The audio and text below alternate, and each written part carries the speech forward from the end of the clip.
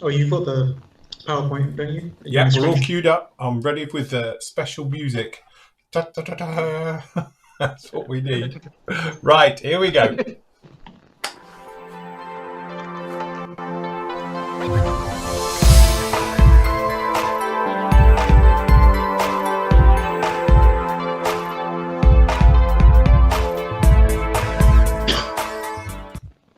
Hello and good evening. Welcome to a very special Airfix Designer Edition. That sounds good. That'll do. We'll take that one. Live with you. Here we are, 7:30 on the 28th of January 2021. We trust you all are well.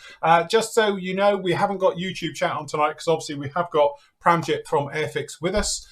He's going to do us a presentation and then obviously be answering a ton of your questions afterwards. So at the moment, obviously, we've just got the Flory chat on. So good evening to everybody who's down there in Flory chat, which there's a load of you in there tonight. See, look, we've pimped him out.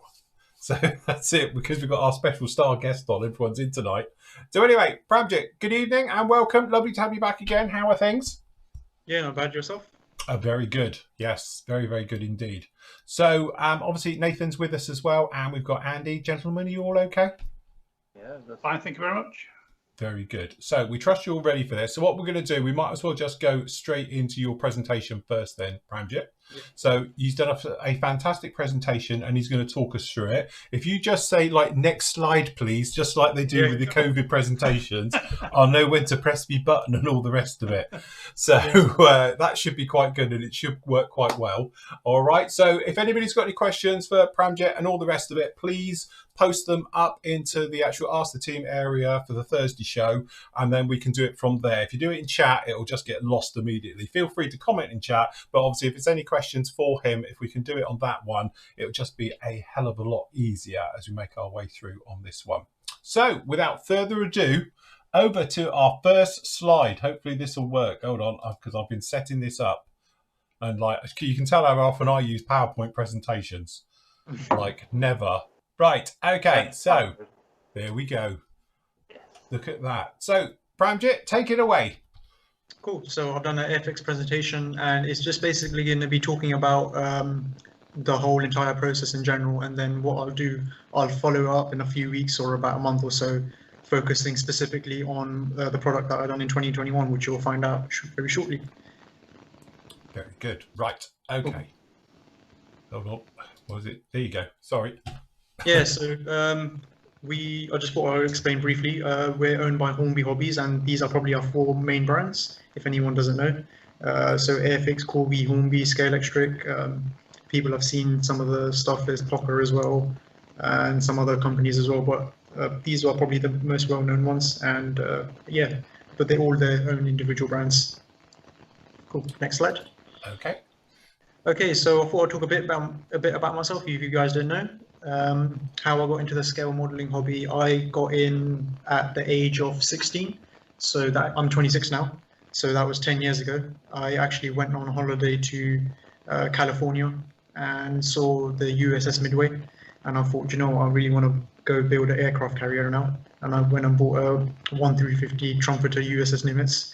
As you do, as you get back into the hobby, you buy the biggest thing and build it. Yep.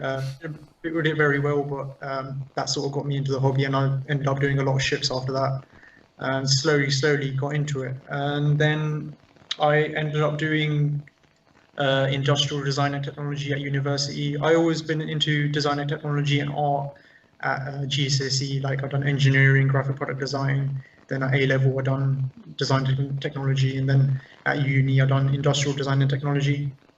And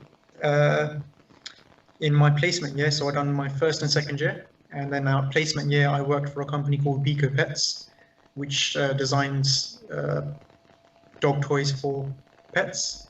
And those three products are some of the products that I designed for them. So you've got a dog bowl, you've got can cover, a placemat. And then I don't know whether you guys can see it well or not, but do you know where that picture is on the bottom right? Is that Telford? Yes, it is. Only because the panels on the roof look familiar. Yes. Yeah. Lights, isn't it? Yeah. So that is a trade show called PATS. We done it.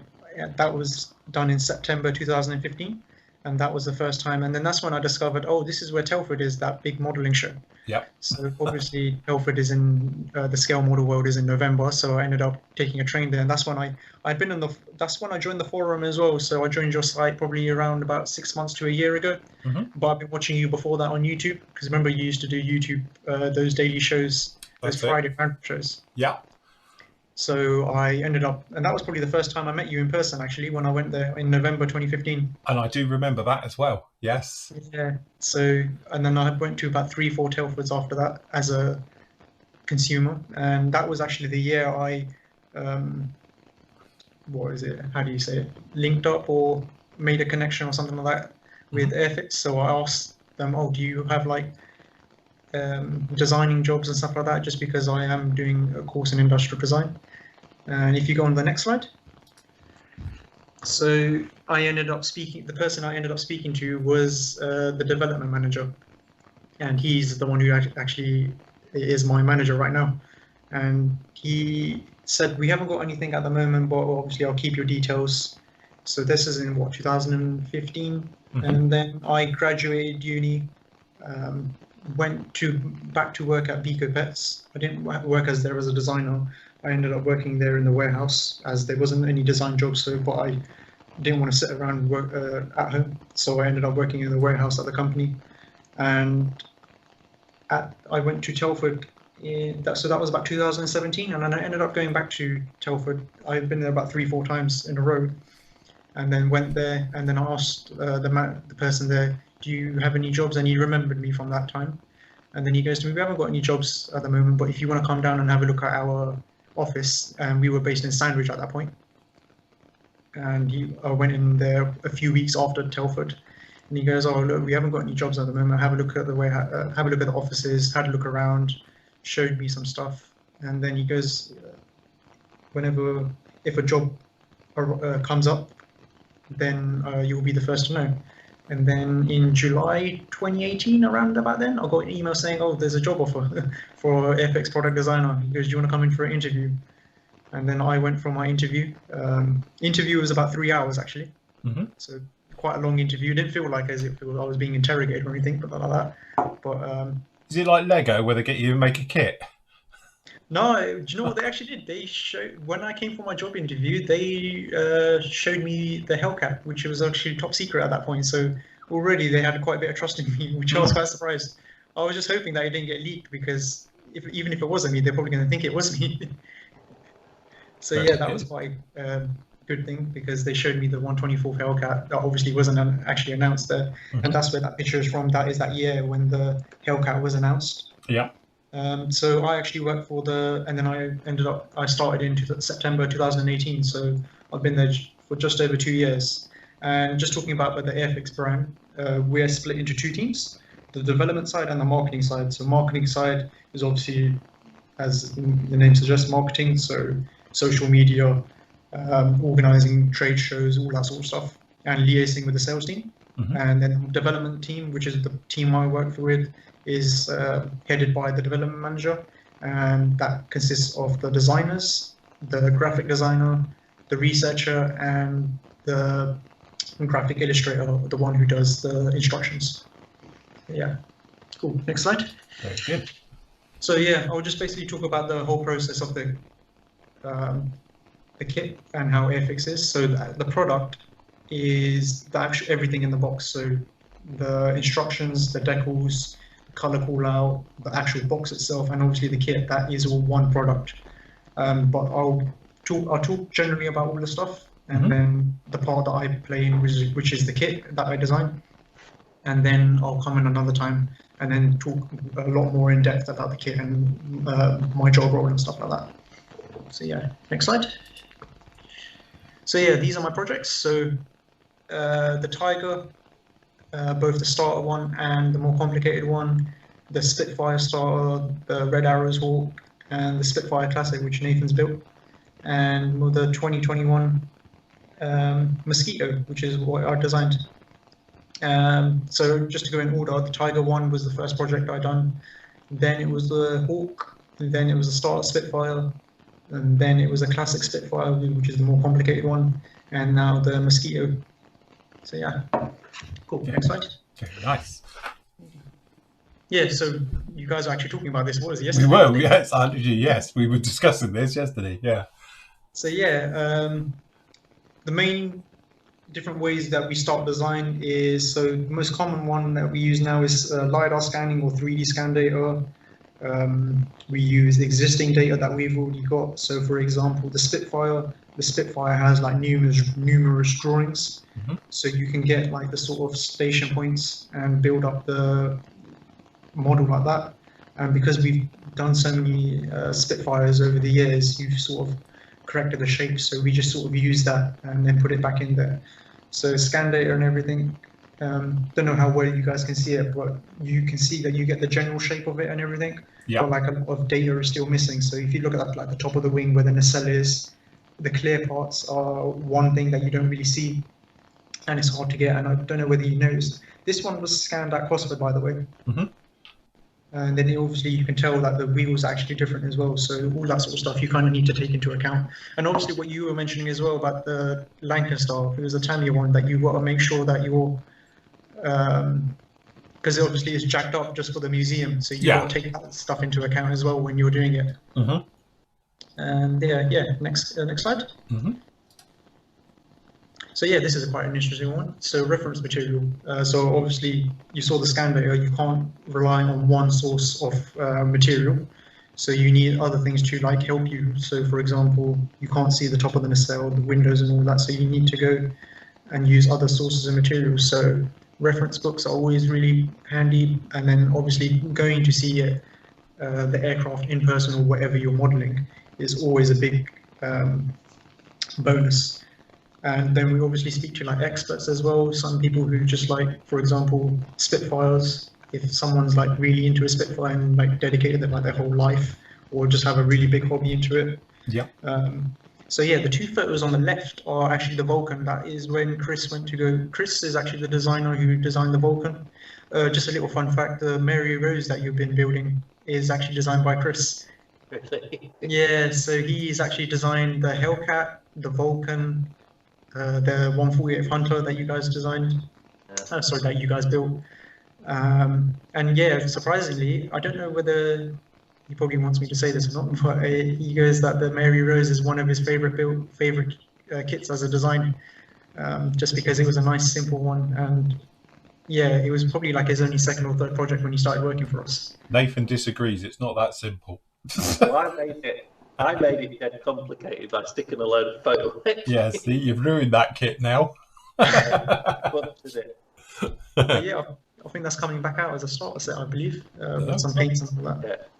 Yeah, it's so cool, and it's such a nice size as well. It fits in your hand. I've enjoyed building it, but yeah. To be honest, like all the stuff that he's built, like obviously the Hellcat is like a really, really extreme piece of engineering, the way the design goes, and obviously the Vulcan is just such a iconic release because so many people have wanted it. But he still probably said that the Mary Rose still has is probably one of his favorites.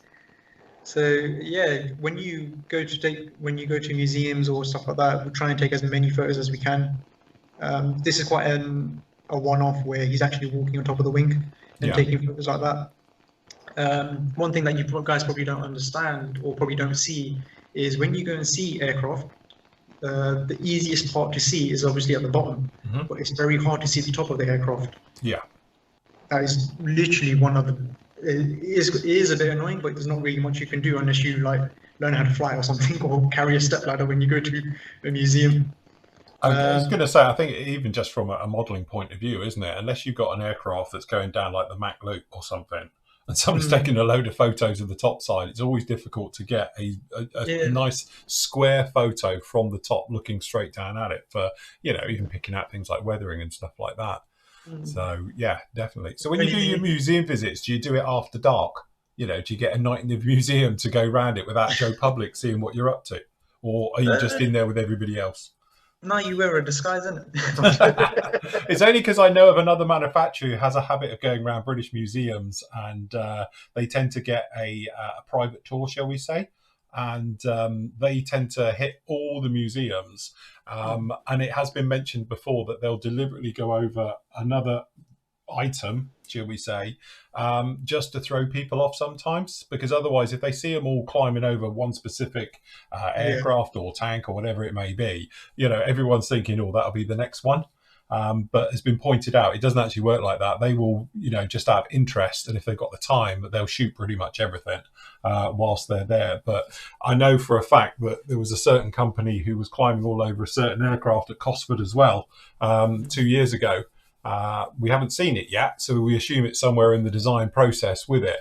But that aircraft is quite a very rare one. There's not many of them around. So it's sort of everyone was thinking that may be it. But at the same time, through a little bit of inside knowledge there, they were climbing all over 2 or 3 other aircraft as well, but obviously not as in detailed. So I just wondered if you were sort of doing it during the day. But that particular one, they were doing it whilst the visitors were there. So, it's because obviously everyone's a modeler. Yeah, funny you say that. If you look at the one on the bottom right, that's me underneath the mosquito at Cosford, and that is the day before Telford, like 2 years ago. Oh, there you go. That was probably the worst time to go, but then... The place is full of modelers. Yeah, and that is it, isn't it? You just know, especially that time of year, it's going to be loaded with modelers all going around there. And if they spot your face or they recognise you, or you've got anything with a logo on it, they'll be all over you like a rash. Before you got out of the building, you'll be all over social media.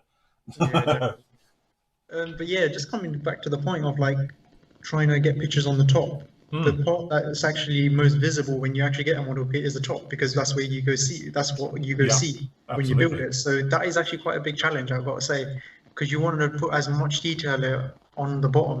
on the top, but it's hard to get that information just because of like trying to obviously get that. Also, don't you think as well that obviously from point of view as we know of museums. Bless them, most of the exhibits in there are pretty old. They've probably had quite a few coats of paint over the year as well. And, a lot of the detail that you might see when they're in service, for instance, through weathering and stuff like that, from that point of view, is that you're not going to see that effect when it's in a museum under a couple of inches of dust as well. That's very difficult as well, I would have thought, to try and get the right sort of, with the markings and the paints and the various things like that as well, to get them accurate.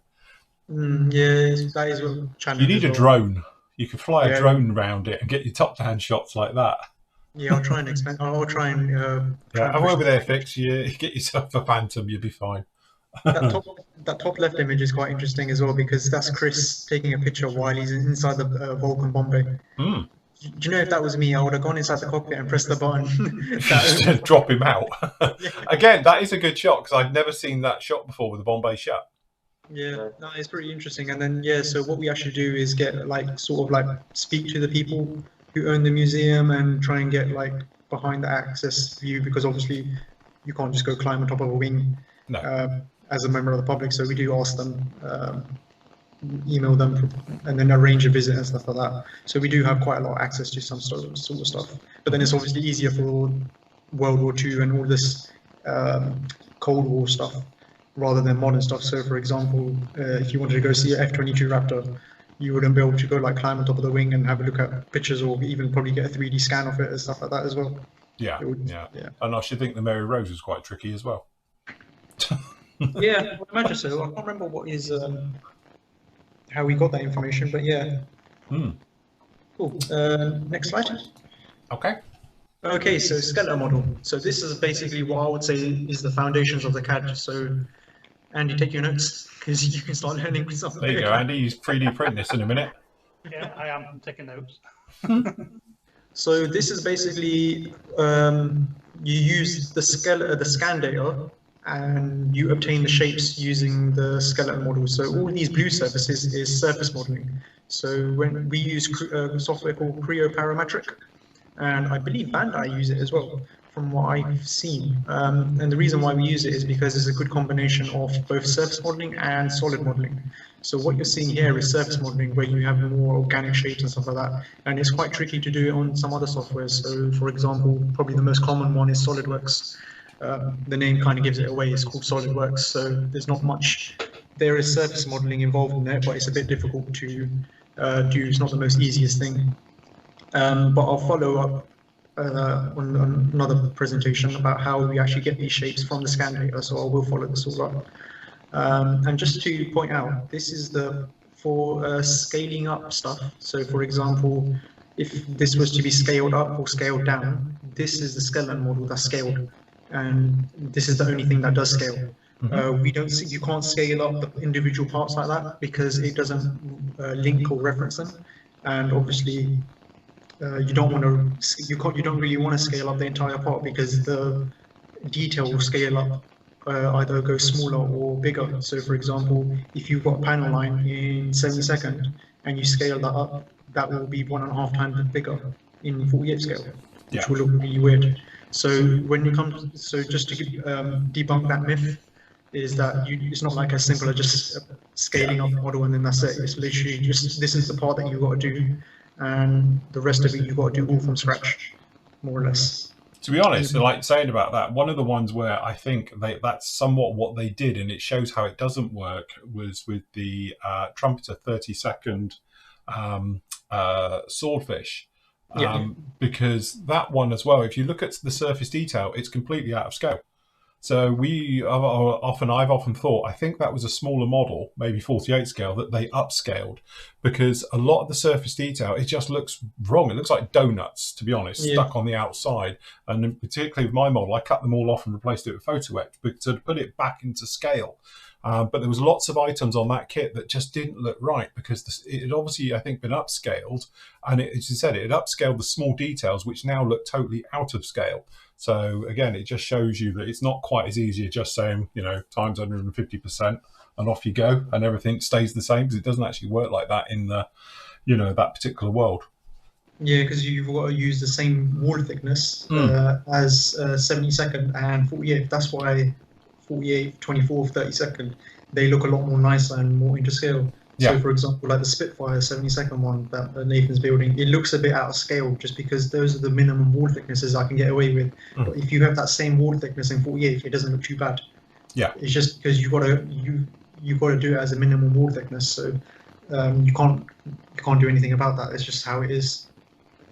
So yeah. Fair enough. And just so you notice that we always do the port side, which is the left side, and then you just mirror it across. So that's why only half the model is done, because you don't want to be doing it twice. Cool. Very good. Makes sense. Cool. Yeah. Next slide.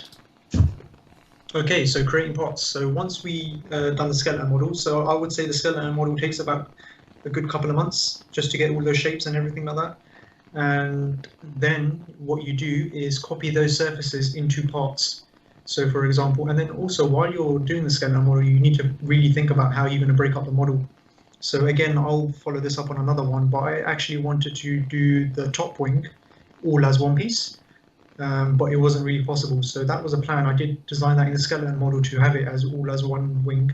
But then when I started creating the parts, I realized I couldn't, because some bits were not easy. And I sort of realized doing quite quickly why not many people have tackled a 70 scale mosquito, just because with the bomb, because the bomb bay is quite complicated just to try and get everything right, as in get the wings and everything, and the landing gear is really tricky. So yeah, I did kind of understand why probably people have shied away from it, because it is a bit of a challenging design, but a good challenge anyway. And yeah, so you just sort of break up the parts. So here you have more simple parts that you know. So obviously 2 fuselage halves coming together, then you'll have 2 wings, 2 nacelle bits coming together, all that sort of stuff. And then you're using the data from the skeleton model and copying it over and then solidifying it. So if the previous slide showed it as being on the skeleton model, it showed it being as blue, which is the surfaces, and now it's in this like grey, which shows that it's a solid thing. So when it comes to printing it and tooling it and stuff like that, it has a solid geometry to it. And you're always going back and forth back to the skeleton model, because you always run into problems and always changing it. It's always an ongoing process of changing it, more in the creating the part stage than anything else. But yeah. Very good. Cool. Next slide. Okay, so adding detail. This is a pretty cool picture. So if you look at the top bit, that's the part that's all made. So I've created all the shape and everything and created the part. And then the bottom picture shows me adding all the detail, like the rivets and panel lines and wiring, all that sort of stuff. Just sort of explaining that it might not seem complicated, but that bottom wing is very complicated in terms of like the part interaction. Because if you think about it, it is interacting with the landing gear. It's got interacting with the radiator, the nacelles, the wingtip, the top wing, and the fuselage. So you've got all these parts coming together, and you need to try and figure out how it's going to work. So you've got to sort clearances and all that sort of stuff out. And clearances, I'll speak a bit more in depth, but Andy will probably testify to this, is that if you're making something, for example, if you want a pin to go inside of a hole, you've got to make the hole smaller in the CAD, otherwise your pin won't go through it, even though it's the same size. So clearance is one thing that sort of you have to do, and that's different from tolerances. So they're two different things, but I'll follow that up in a bit more in depth, because it is quite a complicated thing. And that is probably the thing that I've probably learned the most. Just sort of touching back on the Spitfire, some people have sort of found that they've got a gap between the wing root and the fuselage. That's probably because they pinched it quite a bit, but it's actually a compromise because you need to add clearance in between the cockpits, so your fuselage actually closes together. Mm-hmm. I would do it a bit differently. I would add like a spar in the middle of it, just so it pushes the wing root out. But clearance is one of those things. It's like, do you make it if you don't add enough clearance, then your two fuselage halves won't come together. And then if you obviously add too much, and then people like pinch it and squeeze it all quite hard, then you obviously have a gap. So clearances, I'll probably say, are one of the hardest things to get right. That just comes with experience, and hopefully the Mosquito has got a bit more better improved, because I've got to say, doing the Mosquito, it was a big learning curve because I've done the 2 Spitfires and Tiger Tank, and I learned quite a lot in terms of how to design it, and obviously applying that to the Mosquito. First one, everything was done from scratch in terms of building up from the CAD up. So I've used scan data, whereas other ones I sort of had data beforehand. Very nice. So with the obviously standing there, you can see how you've got your panel lines, your access panels, and your things. Mm-hmm. So how much is that data coming from, like, as you say before, like LiDAR to give you where those are, or do you know the measurements and then literally you're inputting those into it? Yeah, good question. So rivets and everything won't really come out, but the panel lines and everything are. So like the big ones are where the ailerons and the elevators and flaps and all that sort of stuff are. Those things sort of come up, and then this is where you want to use the combination of taking pictures from when I went to the museum, and then using reference pictures from books, all that sort of stuff. Yeah. And then trying to get that. It's always good to find. You're literally counting rivets then. So you'd sit there and say, okay, so this particular line's got, I don't know, 400 rivets along it. And then would you then think, right, we'll put 400 rivets into it? Or would you think then from a tooling point of view and from a scale point of view, you might call it 200 rivets, say, or is it something in between? No, so a bit in between. So I wouldn't count the rivets and stuff like that, but what we do is add the rivets according to what we can do.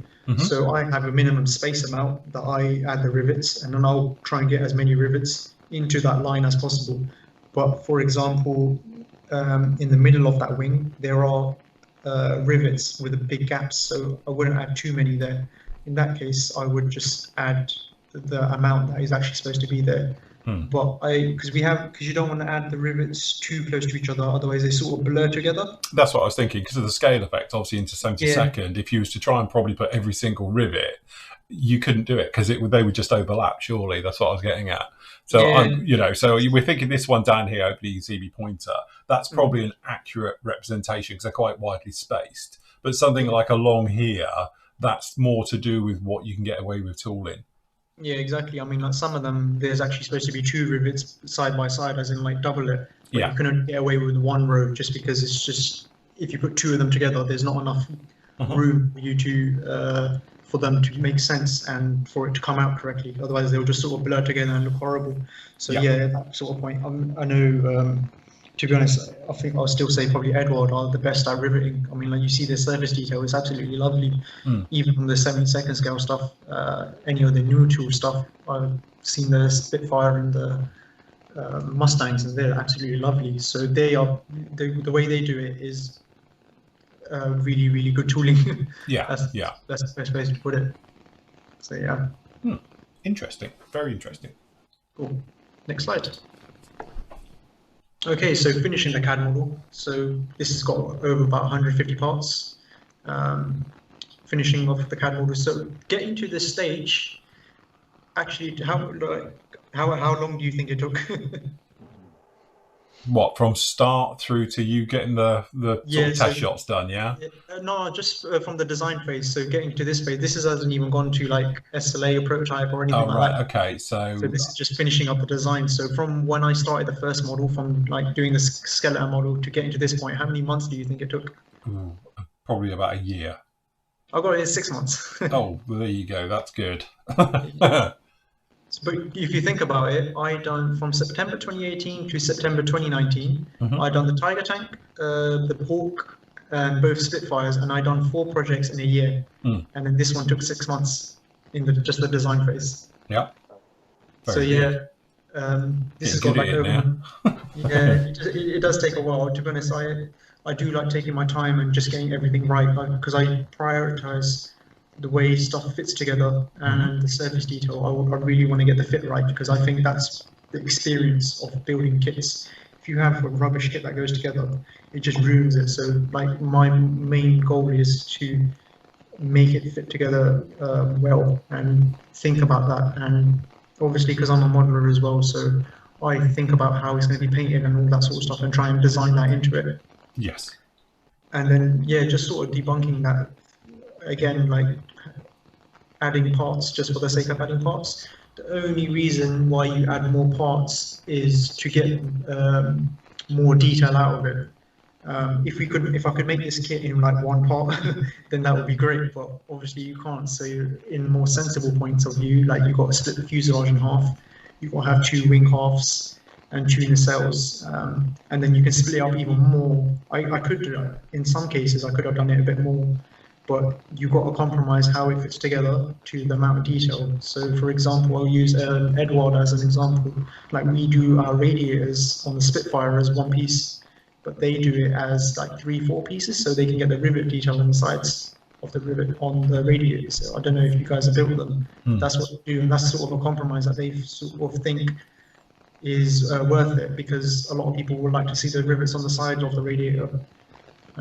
It's just one of those things that you don't want to add parts for the sake of adding parts. The only reason you add it is not to increase part count or anything like that, but if you think it's going to add more to the model.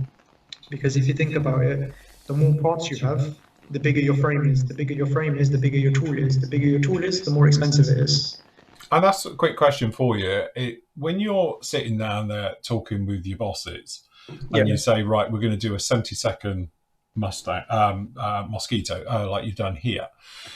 Is there a budget constraint that you said, they turn around and say, yeah, but we need it to be on 3 sprues or 4 sprues, no bigger than, sort of 30 centimeters by 15. You've got to fit all the parts onto that. So as a designer, you have got a brief to work in between, or are you given pretty much, if it takes 5, it'll take 5?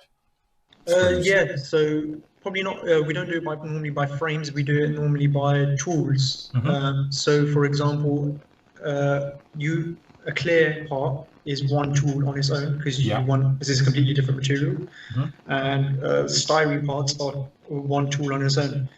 This one is actually 3 tools. So you have 1 tool for the clear parts and 2 tools for all of the main aircraft parts. And from experience, my managers and all the people, sort of designers, know, like, they know roughly how big and how complicated it should be, because they've been just doing it for so long, so they know roughly. And I remember I was telling my manager, well, how many parts do you reckon this is going to be? Because I thought I was going a bit over, and he goes, oh, about 150, 200 parts. And I was like, yeah, you're right. I was like, he goes, yeah. So we've been doing it for a while, so you kind of know roughly what to expect.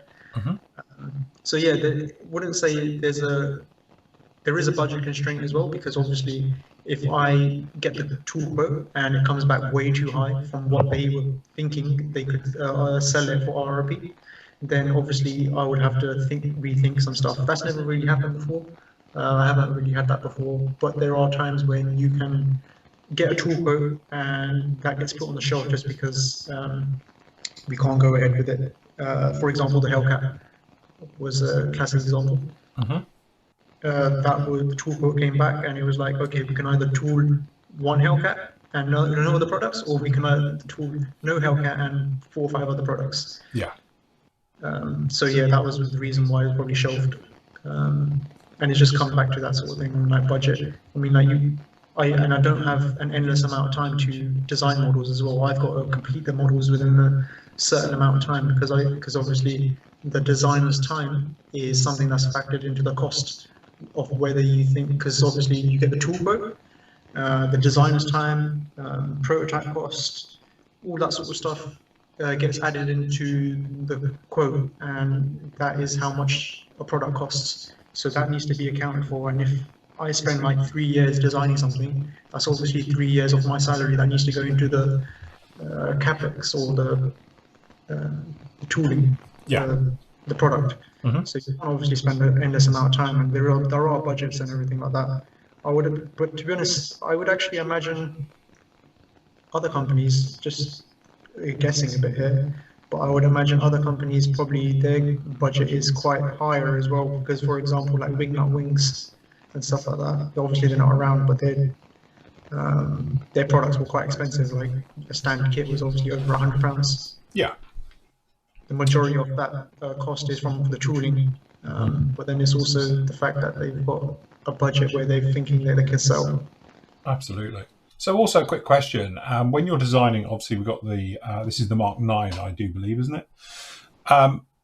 What, are you thinking about other versions? So perhaps tweaking the design, obviously, you know, this being the bomber version, obviously with the fighter bomber version having a different nose in there. So are you thinking down the line that, well, look, we could do with getting a couple more versions out of this, and so from a tooling point of view, we can tweak the front end and stuff, or are you just thinking of this one particular model? No, 100%. So this is actually the B16, and we know how many versions we're going to get out of this. So I design it, but we don't tell everyone what the versions are, because you don't want to compromise the sales of that first release. So for example, like the Buccaneer is quite an easy example. The Royal Navy Buccaneer came out first, and then obviously everyone knows that the RAF Buccaneer will come out, which it will be. That's a classic example for it, because you know you've got to design it. Right at the beginning, you know how many versions you're getting, and once people do get this kit and have a look a bit more into it, like the sprues and the frames and stuff like that, you guys will probably figure out what sort of versions are going to come out. It won't be, because obviously we were talking on the Wednesday show, obviously, about Tamiya's Phantom, and we were saying that it's one of those aircraft that can very easily be made into lots of other versions. And I just wondered, obviously, from like Airfix's point of view, we assume they're thinking along the same lines that, you know, we've got technically the Mosquito here. There's very many different versions of it out there.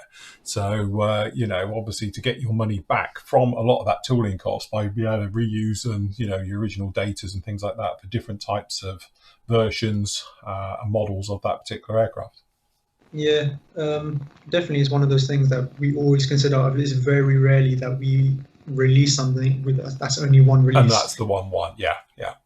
We always release something that's going to have multiple versions of that kit, so we can get the maximum amount of sales from that tooling. Yeah, so makes that's always sense. the case. Yeah. Cool. Next slide.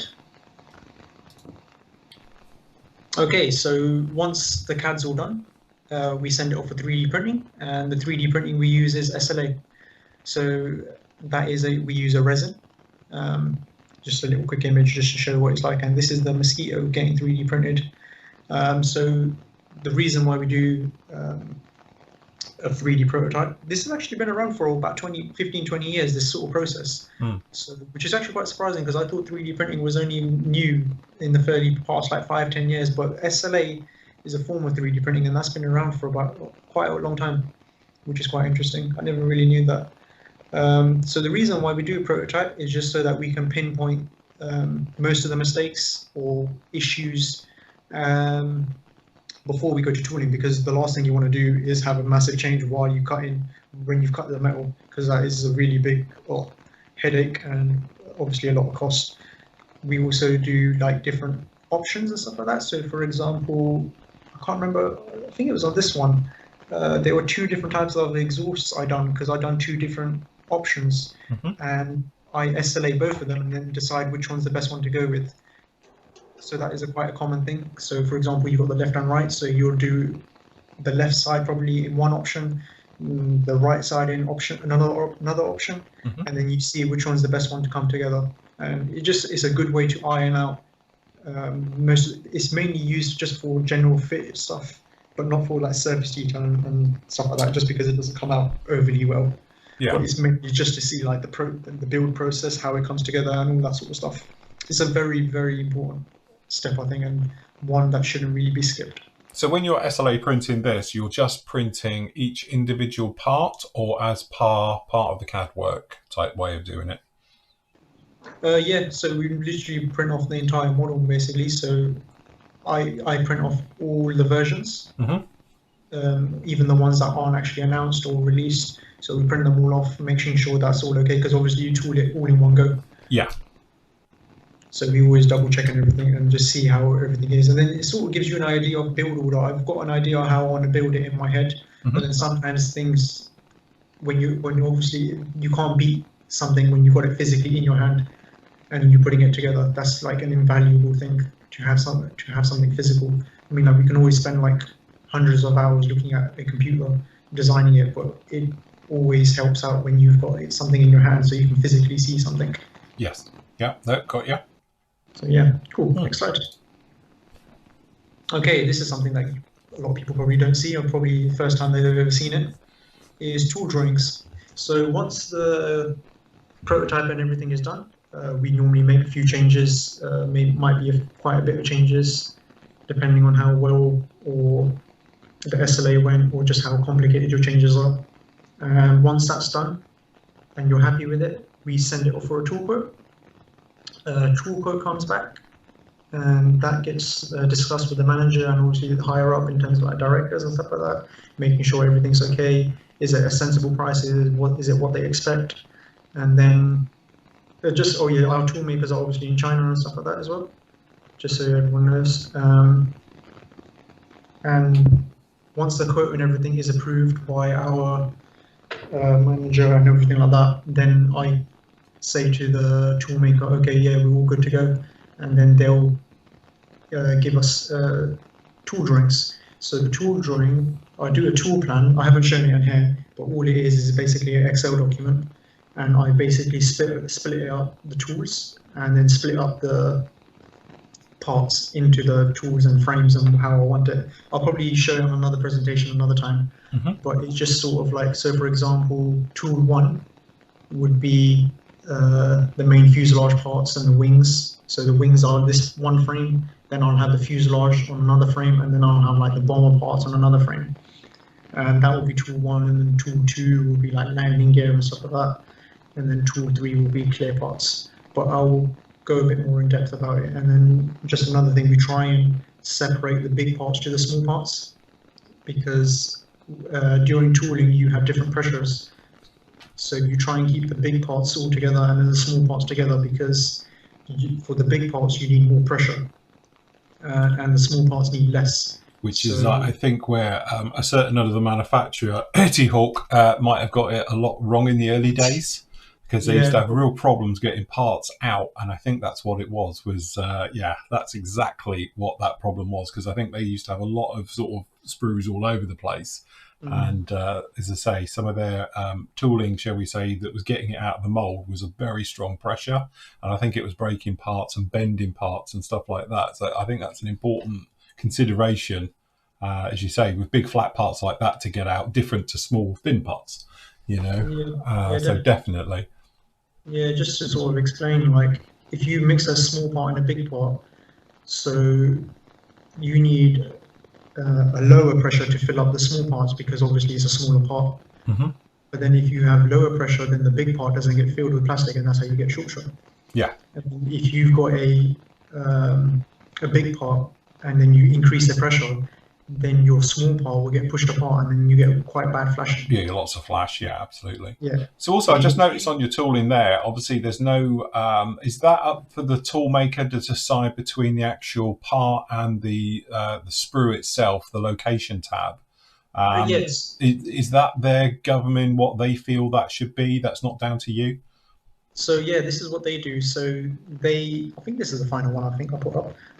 But they do obviously the design of the frame and everything like that, and then they'll send it to us. Yeah. And then we'll look back at it, and then we can decide whether to change the location of the feed gates where necessary. So I think this is the final one, but what I'll do on another presentation, I'll show the first iteration and then the second, and then probably a second iteration where I've sort of changed stuff, and then I sort of changed like the location of ejector pins and all that sort of stuff. So they do it all for us at the beginning, and then we sort of see which ones are sensible, which ones aren't.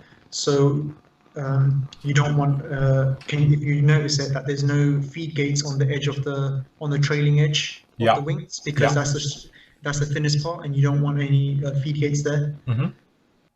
And just going back on the ejector pins as well, is that it looks like there's quite a bit of ejector pins, but so manufacturers and everything, I'll give Tamiya as an example because you hate the way they add loads of ejector pins. Yeah. But I'm actually going to defend them a bit, because I'll say Tamiya are the king of parts fitting together. The way you want your part to come out is exactly how you want it in CAD, and that's no warping and stuff like that. So the reason why they add so many ejector pins on there is because so you can get an even distribution of force when it's ejected from the tool. Yeah. So quite an extreme point. If I were to add one big ejector pin or a couple of big ejector pins in the center of that wing, when it comes out, you will have a dip in the wing. Yeah. And then that's actually like a warp part, and you can't actually do anything about that. And that's physically because the ejector pins are pushing it out. That's why sometimes you get ejector pins inside wheel wells, because you got all that ribbing detail inside wheel wells and stuff like that. Yeah. So that ribbing actually grips quite badly to the tooling. That's why they add a lot of ejector pins into it. Although it's not the most ideal thing, I think I've got a way of sorting it out, but I'm probably not gonna say the way. Square ejector pins. That as well, but there's obviously undercut ejector pins. I haven't got a picture of it here, but I'll show undercut ejector pins.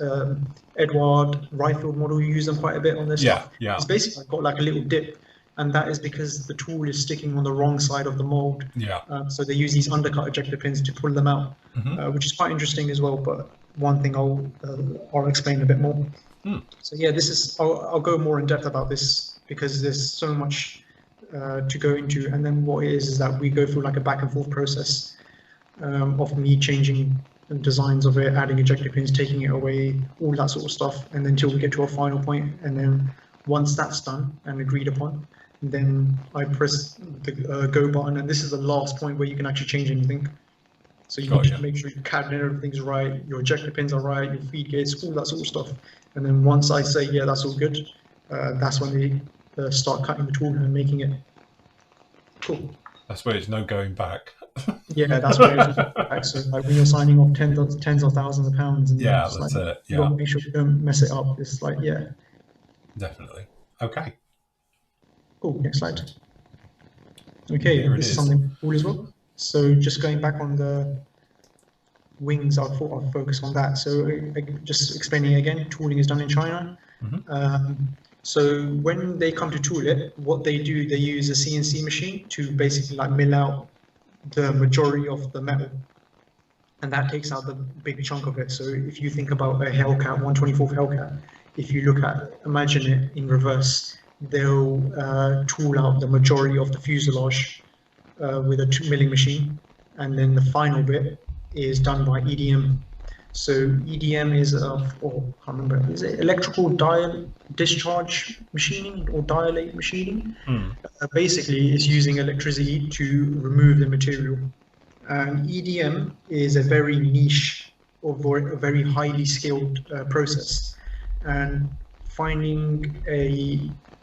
and then doing model kits is an even more skilled process and a more niche thing.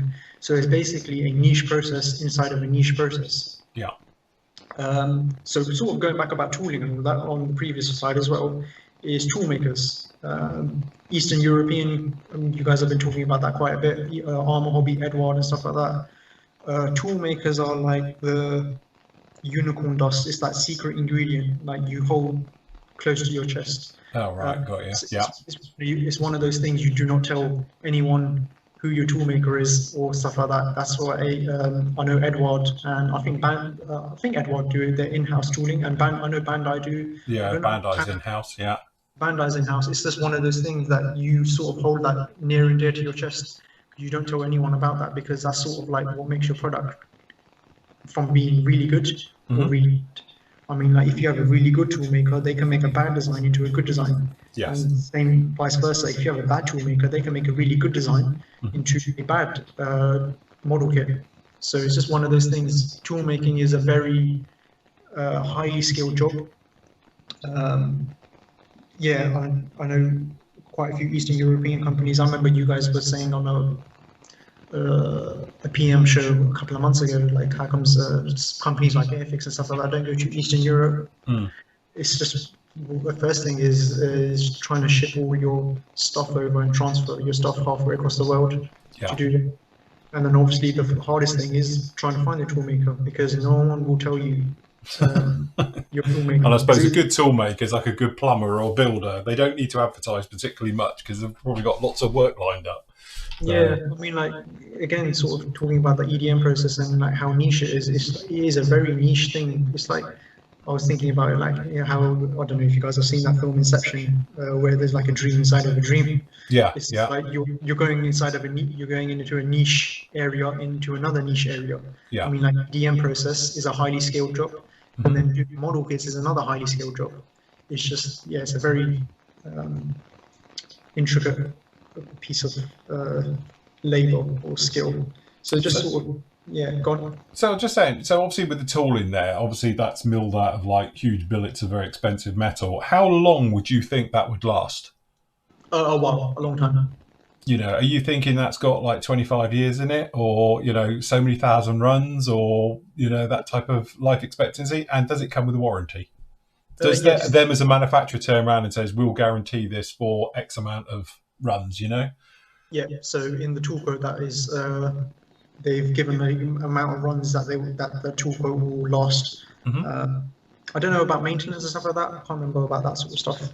But yeah, stuff like the 70-second scale stuff, you will obviously go through that a lot more because that's, so for example, let's just say 70-second scale Spitfire, your manufacturer or that tool will go through a lot more work than, for example, a 1/24 scale Hellcat. Yeah, yeah. So that sort of stuff. And then just sort of explaining about EDM, a tool goes, so the tool, once it's all machined out and milled out, it goes into like a bath of fluid, and that fluid is quite conductive in terms of electricity. And then this EDM tool goes inside and goes super close to the tool, but it doesn't actually touch the metal. And then a current builds between the metal and the surface of the metal, and that forms a very high amount of electricity, and then basically little lightning strikes form between it, I would say. That's the best way I can describe it, and that takes away the material from the tool, and that gives you your shape. And the two halves of the tool are core and cavity. So core is the side that has the ejector pins, and then cavity is the side of the details. So on the left-hand side, you've got the cavity mold, and on the right-hand side, you've got the core mold. And the core mold, you can see the holes for the ejector pins and stuff like that. So yeah, and then just a little a GIF or GIF, however you pronounce it, of injection molding, and just the process. So yeah, next slide. Very cool. So yeah, and then test shots arrive. That's pretty fun moment. The main thing with test shots is just checking the quality and stuff like that, making sure everything's okay, everything fits okay. The designer normally builds it. Then we normally ask other people around the team to build it as well, just to double check our stuff.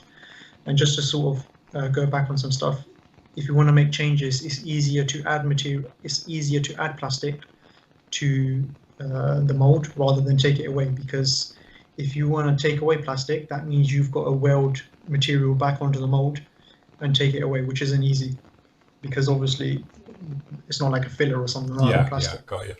You've got to weld it all back up, and you're not going to have that same quality of material that's done. So if you look at the top right, where that blue arrow is, you can see there's a gap between the nacelle and bottom wing. So that one I done it on purpose. I left it a bit more clearance because I wasn't too sure how it would go. And that's quite a simple change. So I either add material to the bottom wing or add material to the side of the nacelle or add it to the bulkhead inside just to push that out and close that gap up. Got you. Yeah. And then on the bottom left, you can see the hole. When that came on first shots, the hole was a bit too close to the edge. Yeah, you see it just slightly overlapping there. Yeah. Yeah, it wasn't nice. So what I've actually done is increased it and added a bit more material into the CAD, and then I'll send that updated CAD to the tool makers, and then they'll mill it out and machine it out again. So yeah. Very good. See. Yeah, you'll go through about four. I went through 4 test shots of these. This normally takes a few months to do. It actually takes about a month or 2 just to actually tool it before you actually get the shots as well, because it just takes a while to go through and take out the material. So yeah, this is quite a fun part. So how long? So let's assume Monday morning you've got the test shot, you've popped it together, it's not right. You've emailed them and said we need to do this and this. How long before you get the next test shot? It depends. So the biggest changes are during first test shots, because that's when you got the most amount of changes, and then obviously you have less and less changes as you progress. So I would probably say from first shots you'll probably wait looking for about just over a month.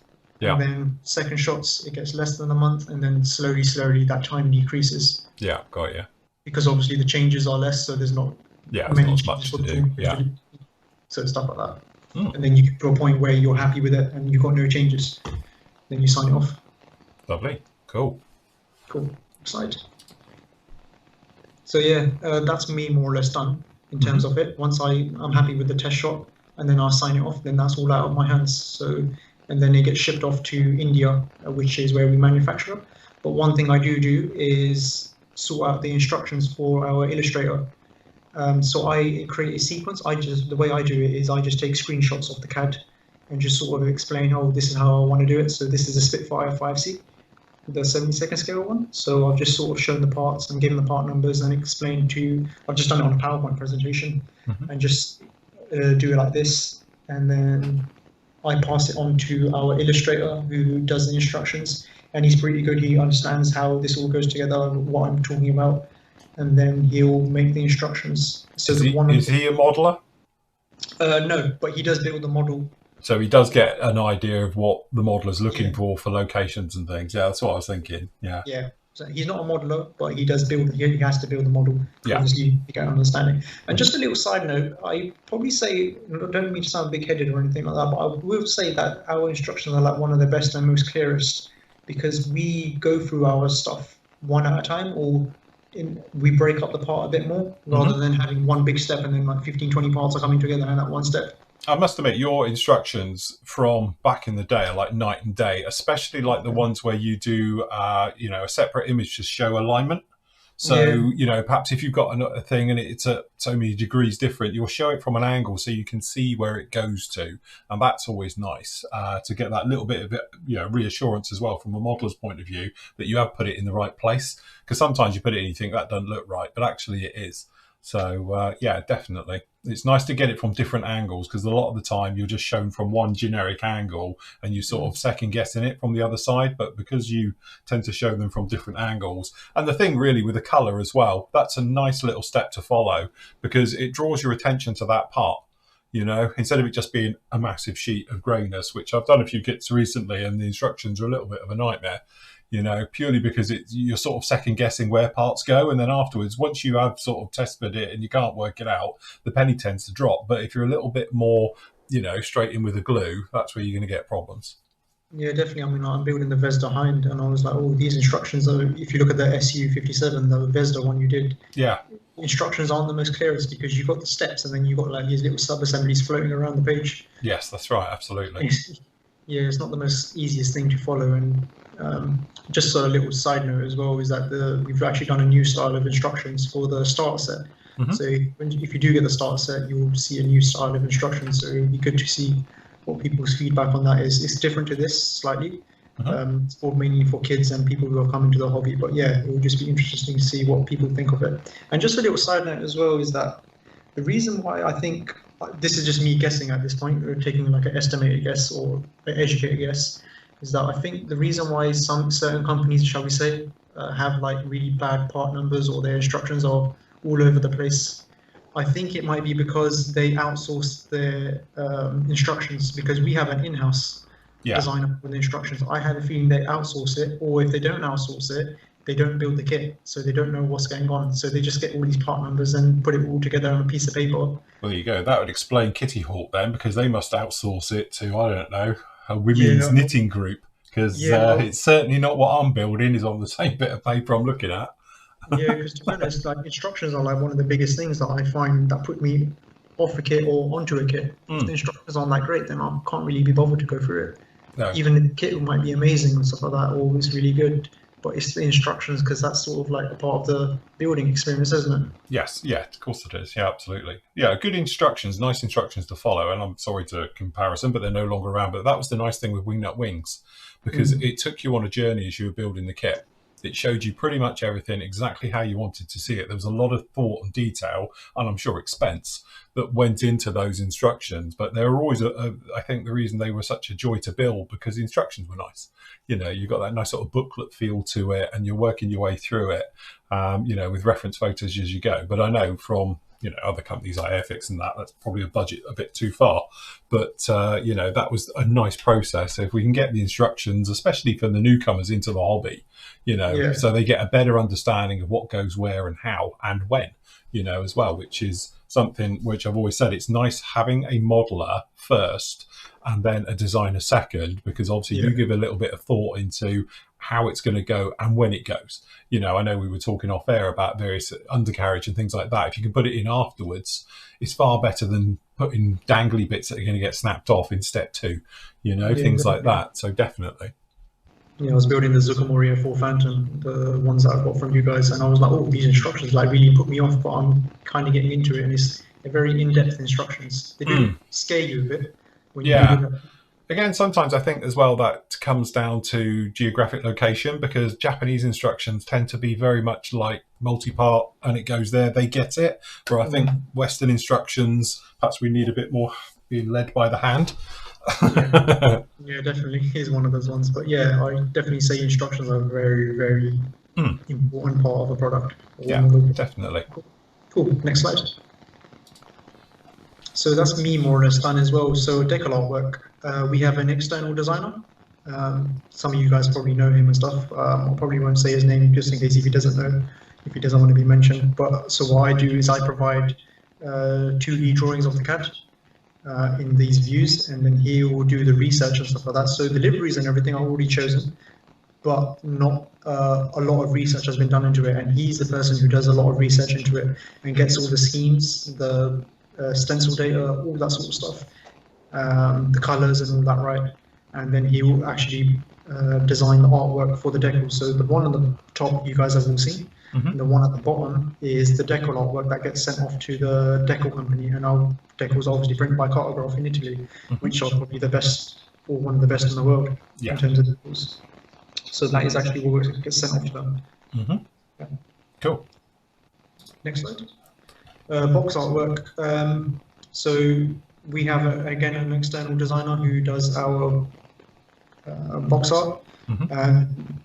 And then we have another person, our graphic designer, does our actual boxes. So the one on the bottom, it's actually quite complicated as well. It's not the most easiest thing. People probably think, oh yeah, that's quite an easy thing, just put a picture there and some text and all that there. But there's quite a lot of figuring out how to do the layout and how much text you can get in, because as you guys know from labeling and stuff like that, there's a certain amount of information that you guys have to put in on boxes and stuff like that.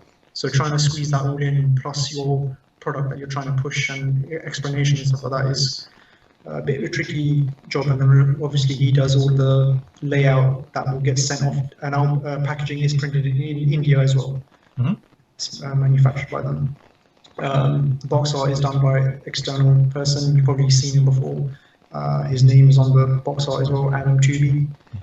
He uses 3ds Max. You've probably seen him at Telford and some other stuff as well. But yeah, it's fantastic. Does some, I'll probably say we've got some really, really good box art. It does sell the product really well. The thing is, we've discussed this on the shows. We've pointed out really bad box art, which has done the kit no favours, because to be honest, the kit's a great little kit, but the box art is it's not inspiring at all. And that you'll get other ones, and to be honest, Airfix, as you were saying, it was Airfix and Matchbox back in the day in the 70s. That is why we bought a kit. We don't care what was in it. It looked great on the box. I'm going to build it, and I think it literally is to that day. And even as adults, sit here almost 50, good box art, I want to build it. If it's got bad box art, I'll be not inspired by it, even if it's a fantastic subject. And it is, I still think it's that Magpie thing, a really good box, nice box art, really inspiring, and everything else can sell anything, so from a kit point of view, I think it's an absolute must. And again, Airfix stuff's always been really, really nice. So good job on that one. Yeah, I'll probably say the top 3 are probably Edward, Airfix, and Ryfield Models. I really like their box art as well. Ryfield Model box art looks wicked. Yeah, I must admit, I totally agree. Yes, absolutely. So, yeah. Next slide. Okay, so this is Adam Tooby's bit. So this is actually what I actually find this so interesting. I know a lot of people look at the stuff that we do, like CAD and stuff like that, and get amazed by how we do it.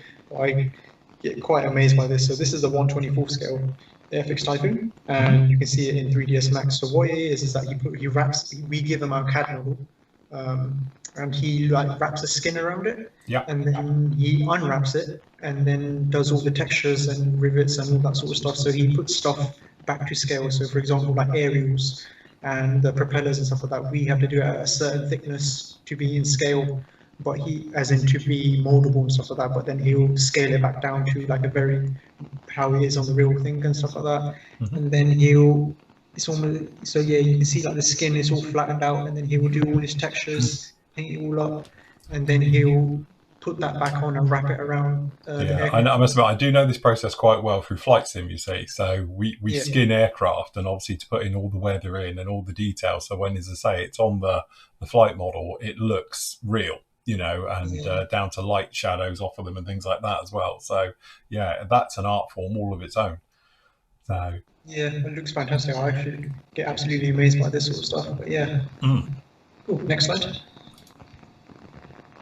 Okay, so yeah, this is like a very basic iteration of the box art. So you can see the tanks and everything are really boxy. This is just to get an idea of roughly what scene they want. So already this is a bit later than what they would probably say like before. They would just talk about the angle. So that my development manager, my manager will talk about this with the box art illustrator, so Adam Tooby. They'll talk about that, what angles of aircraft they would like it, how many aircraft are in there. So you can see one main Typhoon, and there's another one in the background dropping a bomb, and that sort of stuff. And then they'll just get an idea of how they want it, and then approve it, and then move on from that. So next slide. And there you can see there's a massive difference between that previous one and this one. So you can see all the tank and everything has been textured, and the foreground has textures as well, and color and all that sort of stuff. The background is still needs a bit of work. So next slide. So yeah, then now you can see all the background, the sky and everything has been applied. There's been a bit of dust and muck from the armor column. And then next slide. So now that Typhoon is all rendered up, so you're just sort of placing it on top. And then the next slide. And then there you are. That's the box art done. Fantastic. No, lovely, isn't it? Very, very clever. Yeah, really, really is. It does amaze me how amazing it looks. And then on the next slide, yeah, you can see how high quality it is. Yeah, that's right. Yeah, if you zoom in right into it, because obviously you kind of have to, because if you've got like a banner that you roll out at Telford, you need it to be like super high quality. You don't want it to be like super pixelated when you roll it up. You're like wondering, oh, what's that? Does that say 1/24? Yeah, that's it. Yeah, absolutely. Yeah. Very, very good. Next slide. So yeah, that's it more or less done. I just thought I'd show a bit of models that I've designed. I designed the Spitfire, the Tiger tank. I didn't design the Sherman, but one thing that was quite nice is that it's a unique experience. Is that you design a kit and then you build it at the end of it. I thought that was like really quite nice and fun. I enjoyed the Spitfires. I thought that was quite a special build just because that was like the first one where I did. I actually built and painted it. Same with the Tiger tank. That was my first model I designed. So yeah, that was a little special, something special. Excellent, brilliant. So I've got a couple of questions that I have to ask because it's the ones that bug me as I'm reviewing and building. Okay, so the first one really is the plastic choices. So this is obviously sort of one of the things I get quite excited about as a reviewer. Obviously, when you're reviewing sort of 5 or 6 kits a week, you get a feel and you tend to know what manufacturers are going to be. So, for instance, Revell recently, I did their E-Type Jag, and the plastic wasn't their usual stuff. Yeah, usually it's quite a soft plastic and all the rest of it.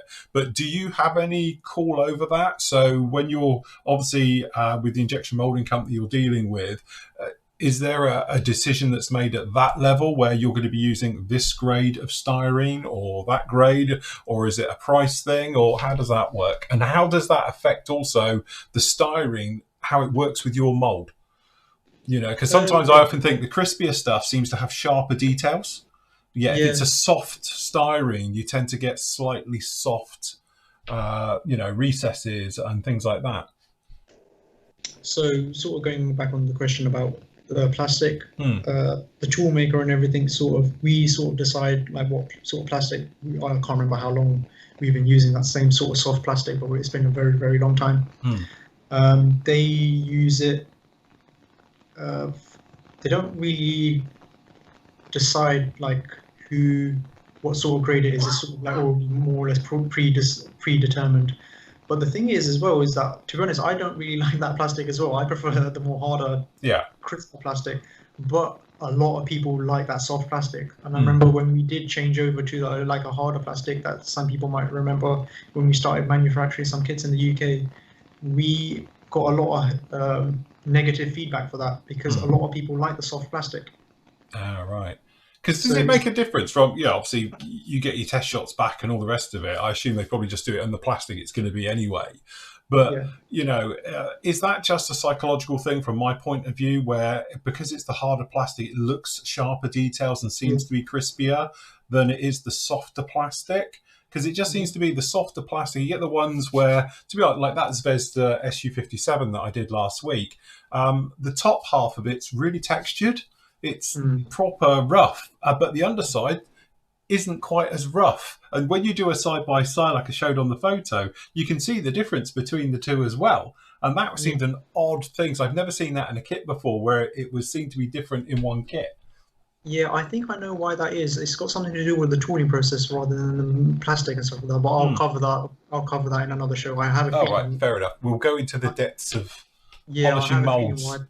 But just going back on the plastic and everything, I think it's more of a psychological thing because obviously I can't really confirm it. But if, for example, we took Edward's tool because they do more crisper thing, and we put it into our plastic, I still think it would look crisp. I think the crispness and everything of it is the quality of the tooling. Right, got you. I honestly, that's what I think it is. I think it might be a bit more psychological thing because it's a lighter blue as well, so it just looks a bit. If it was maybe a darker blue, but that same type of plastic, I have a feeling it might look a bit crisper. Well, to be honest, we've spoken about this before because sometimes I've got that CL415 and it's in yellow plastic, and it just looks horrible. And most kits do if they're in like god-awful colours. It doesn't do it any favours at all. You just spray it with primer so it looks better. Because, and also it shows the details more as well. We were looking at ICM recently as well with some of their kits. And ICM's has got a really matte finish to it, which actually looks quite nice when you're looking at the sprue because it looks like it's been primed. But they've got a very matte finish to theirs. And obviously, Hasegawa traditionally tends to be quite a shiny one. They tend to polish their moulds quite heavily because when they come out, they're always very, very glossy. But I don't know by the time you've painted it and all stuff like that, I don't think it actually makes much difference. But it was definitely one of those things from a reviewer's point of view. As I'm seeing all these different ones, obviously you can almost, you know, to be honest, I've got somebody's here, you know, I know full well by the colour whose that's going to be from, you know, let alone the detail on it and all the rest of it, because they tend to go with those particular colours and the textures and actually how it is, you know. So again, I thought it was just quite an interesting thing to say, you know, is there a price difference between them? And, you know, from that point of view, or if it's not that much, it's down to the moulding really. No, I don't think it is. It actually is. Like, generally, a lot of people do prefer this plastic. A lot of people find it a lot easier to work with. I remember Nathan saying it as well on the Spitfire build, that it works really well with Tamiya extra thin. And it is that thing, because some glues work better with softer plastics, don't get me wrong, you know, especially with, you know, the weld action glues. If it's a slightly softer plastic, I think they tend to, any, you know, tolerances, shall we say, you can neglect, you can, you know, give it a bit of a squeeze and it will go, where obviously the harder plastic doesn't tend to do that as easy. You know, you can't just sort of go in. And sanding, definitely, if it's a softer plastic, it's easier to sand, easier to rescribe, easier to rivet, you know, than the harder ones are. So no, don't get me wrong on that. It's just an interesting way of doing with it. Yeah, just we were talking about that, soft, different types of plastic. I was doing the Vez behind, and I noticed that the clear parts are actually a bit squidgy, or a bit soft. Yes. It's not as crisp or brittle as something like other manufacturers. And I thought, oh, I've never seen that before. So also with your clear parts, obviously, do you treat that particular mold differently to the rest of the plastics? That obviously has to be highly polished, highly finished. So, you know, from a costing point of view, is it a lot more? Because obviously there's a, you know, that mold's got to be completely fantastic, isn't it, for the clear part? To be honest, I can't go into pricing and everything, but I was quite surprised by how expensive a clear tool is. I can imagine it must be, because I say, you know, if you get some companies have like huge clear sprues, and you think that must have been polished to an inch of its life to be perfect with every single pull, you know. So I did imagine it probably is a lot more than to do it. Yeah, I showed you guys before. I'll show it in another show, but this is the first test shots of the Spitfire 5C. So this is the first shots, and obviously it's got no numbers on there, but then it's also frosted because it's unpolished, and then we do that just so that we can make some changes to it. But I think they use they use different types of polishing to, like, and I think literally there's someone physically there sitting there. I was going to say that. Is there a guy there who's physically polished them in the final ones before? You know? Yeah, I think there is. I think they do sometimes do that, and I was like, have them hand finished. So. Yeah, because like I was saying, like this industry or this tool making thing is such a highly skilled labor, and it's just like, yeah, I think that they use a combination of machine and sand blasting, vapor blasting, I think it is, and then I think there is sometimes like someone just sitting there getting in there to get every last bit out. Well, we've seen it before. We're not being funny with AAA companies, and they've had a blemish in every mold. Well, obviously something got through, isn't it? And then, you know, lo and behold, it's released. Everyone's like, this has all got a blemish in it. Yeah, just so you know, if no one knows, that the reason why we have, put it on the back, clear parts, they only have one feed gate on there. If anyone's noticed it on all clear parts. The reason is because you don't want two feed gates on there, because you'll have two different temperatures. Yeah, not even two temperatures. It's just that you'll have two liquid clear plastics meeting together, and then where they meet, they will make a line. The cold front of it. I know. Yeah. To be honest, we've seen it. I can't remember whose kit it was, but it was right on the canopy, and you could literally see where it had come together. And obviously, I assume as it's coming down the mold, it's got a cold front, and where they touched, you've got that line. You know, you can physically see it. Yeah, I mean, like, you'll see it on on grey plastic, and you can see three different lines as they're coming in on a bigger part where they sort of flowing in. You spray paint. But definitely. Again, that's a thought I've never thought of. It has to have one sprue gate to allow that, to stop that or negate it from happening. So, and obviously, there's no ejector pins on like the canopy and stuff like that, because you can't exactly fill that in and polish it out. So that's definitely. Right, shall we just pop through a few questions? What I'm going to do, guys, the ones which aren't for sort of Paramjit, we will deal with tomorrow afternoon. I think that's go on, Phil. Yeah, go on. I was going to ask about quality control. Do you have any input into quality control? I mean, obviously, you've designed the kit. Because, I mean, like, Phil's every other kit that he seems to get is an Airfix kit. Yeah, the short shot he has issues with. Yeah, because I get the short shot one. I take it so other people don't have to.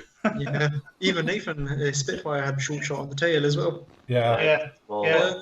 Is that purely just at the factory where it's manufactured, and then so they box it up and then? Yeah, because obviously, as people know, let's say for example, you make 1,000 of something, you don't. There's not someone there sitting there checking all 1,000. You'll have batches. Phil's quite lucky because even when he gets his sanders and stuff like that, he checks each individual one. But even then, you'll get ones that come through that are a bit dodgy. But then, if you haven't physically got someone there checking each individual one, these are going to slip through. That's why you have it in batches. So you check, like, I don't know, the first 100, then you check like the 400 and stuff like that. I can't remember I don't know exactly how it works, but you check it in batches, and then if you miss a batch, or the batch that you don't check has the short shots or something's wrong with it, then that's a bit of a problem. And then I do say the quality control can be improved, but although the quality control in the UK is pretty good, like the quality control team is pretty good. I think it's probably more on the manufacturing side. The other end, yeah. Well, I we think got there it's, once, didn't we? Because you remember the time we all got an extra Buccaneer? Not that obviously it was a great kit, but Airfix accidentally, wasn't it? You getting 2 Buccaneer kits in one box at one point. Yeah, it's not the best thing. That's what they're doing to me. They're trying to recoup that plastic. So I'm giving them a tiny bit with every model. I mean, like, you guys had it as well on the Sea Fury or the Phantom or something like that as well. I had it with the Phantom. I had it with the Sea Fury. I had it with the Nat. But to be honest, I'm not going to lie, I think that is quite disappointing, because if I was a customer and I got that, I would be like, oh, that's... But in other ways, I don't mind, because I, like with the Phantom, I had a short shot tailplane. So I cut it off, put plasticard on, filled and sanded it, and it wasn't a massive job.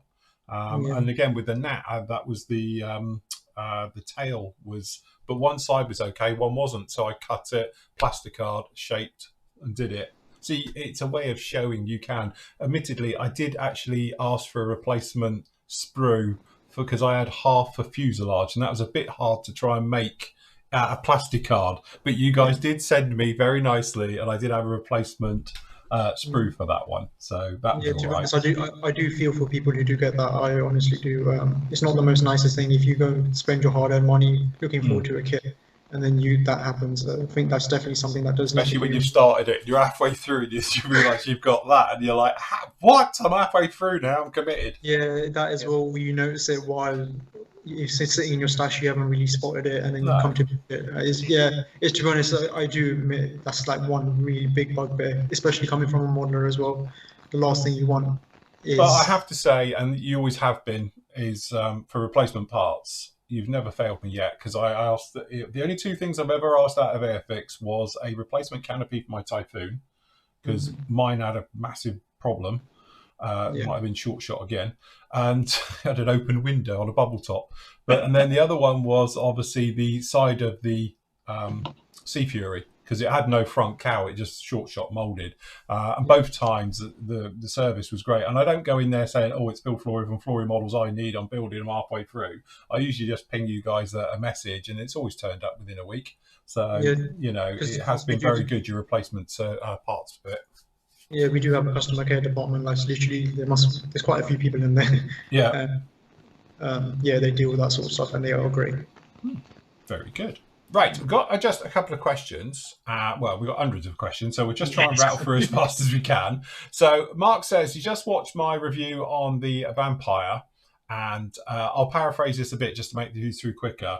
But if you guys can see, hopefully you'll see this one as well. Obviously, in the instructions, it shows this entire section is a straight back version of the intake, but actually he's got a picture here that shows that it curves and goes in, which makes sense because obviously it would have to do a 90-degree to get in the engine.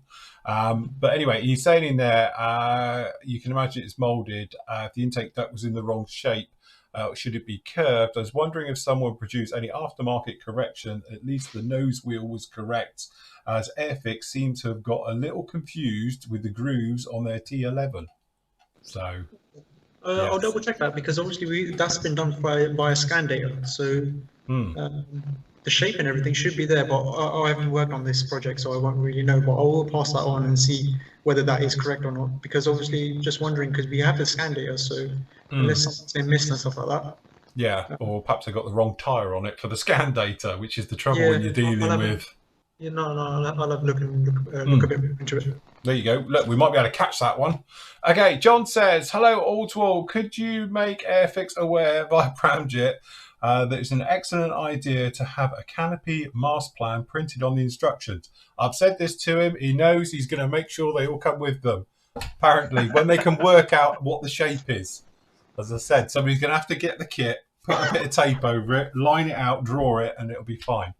Yeah, just a little side note. I have put a mask piece in the nacelle of the mosquito. So when you do see everyone copying that, you'll know where it was first. Paramjit did it first.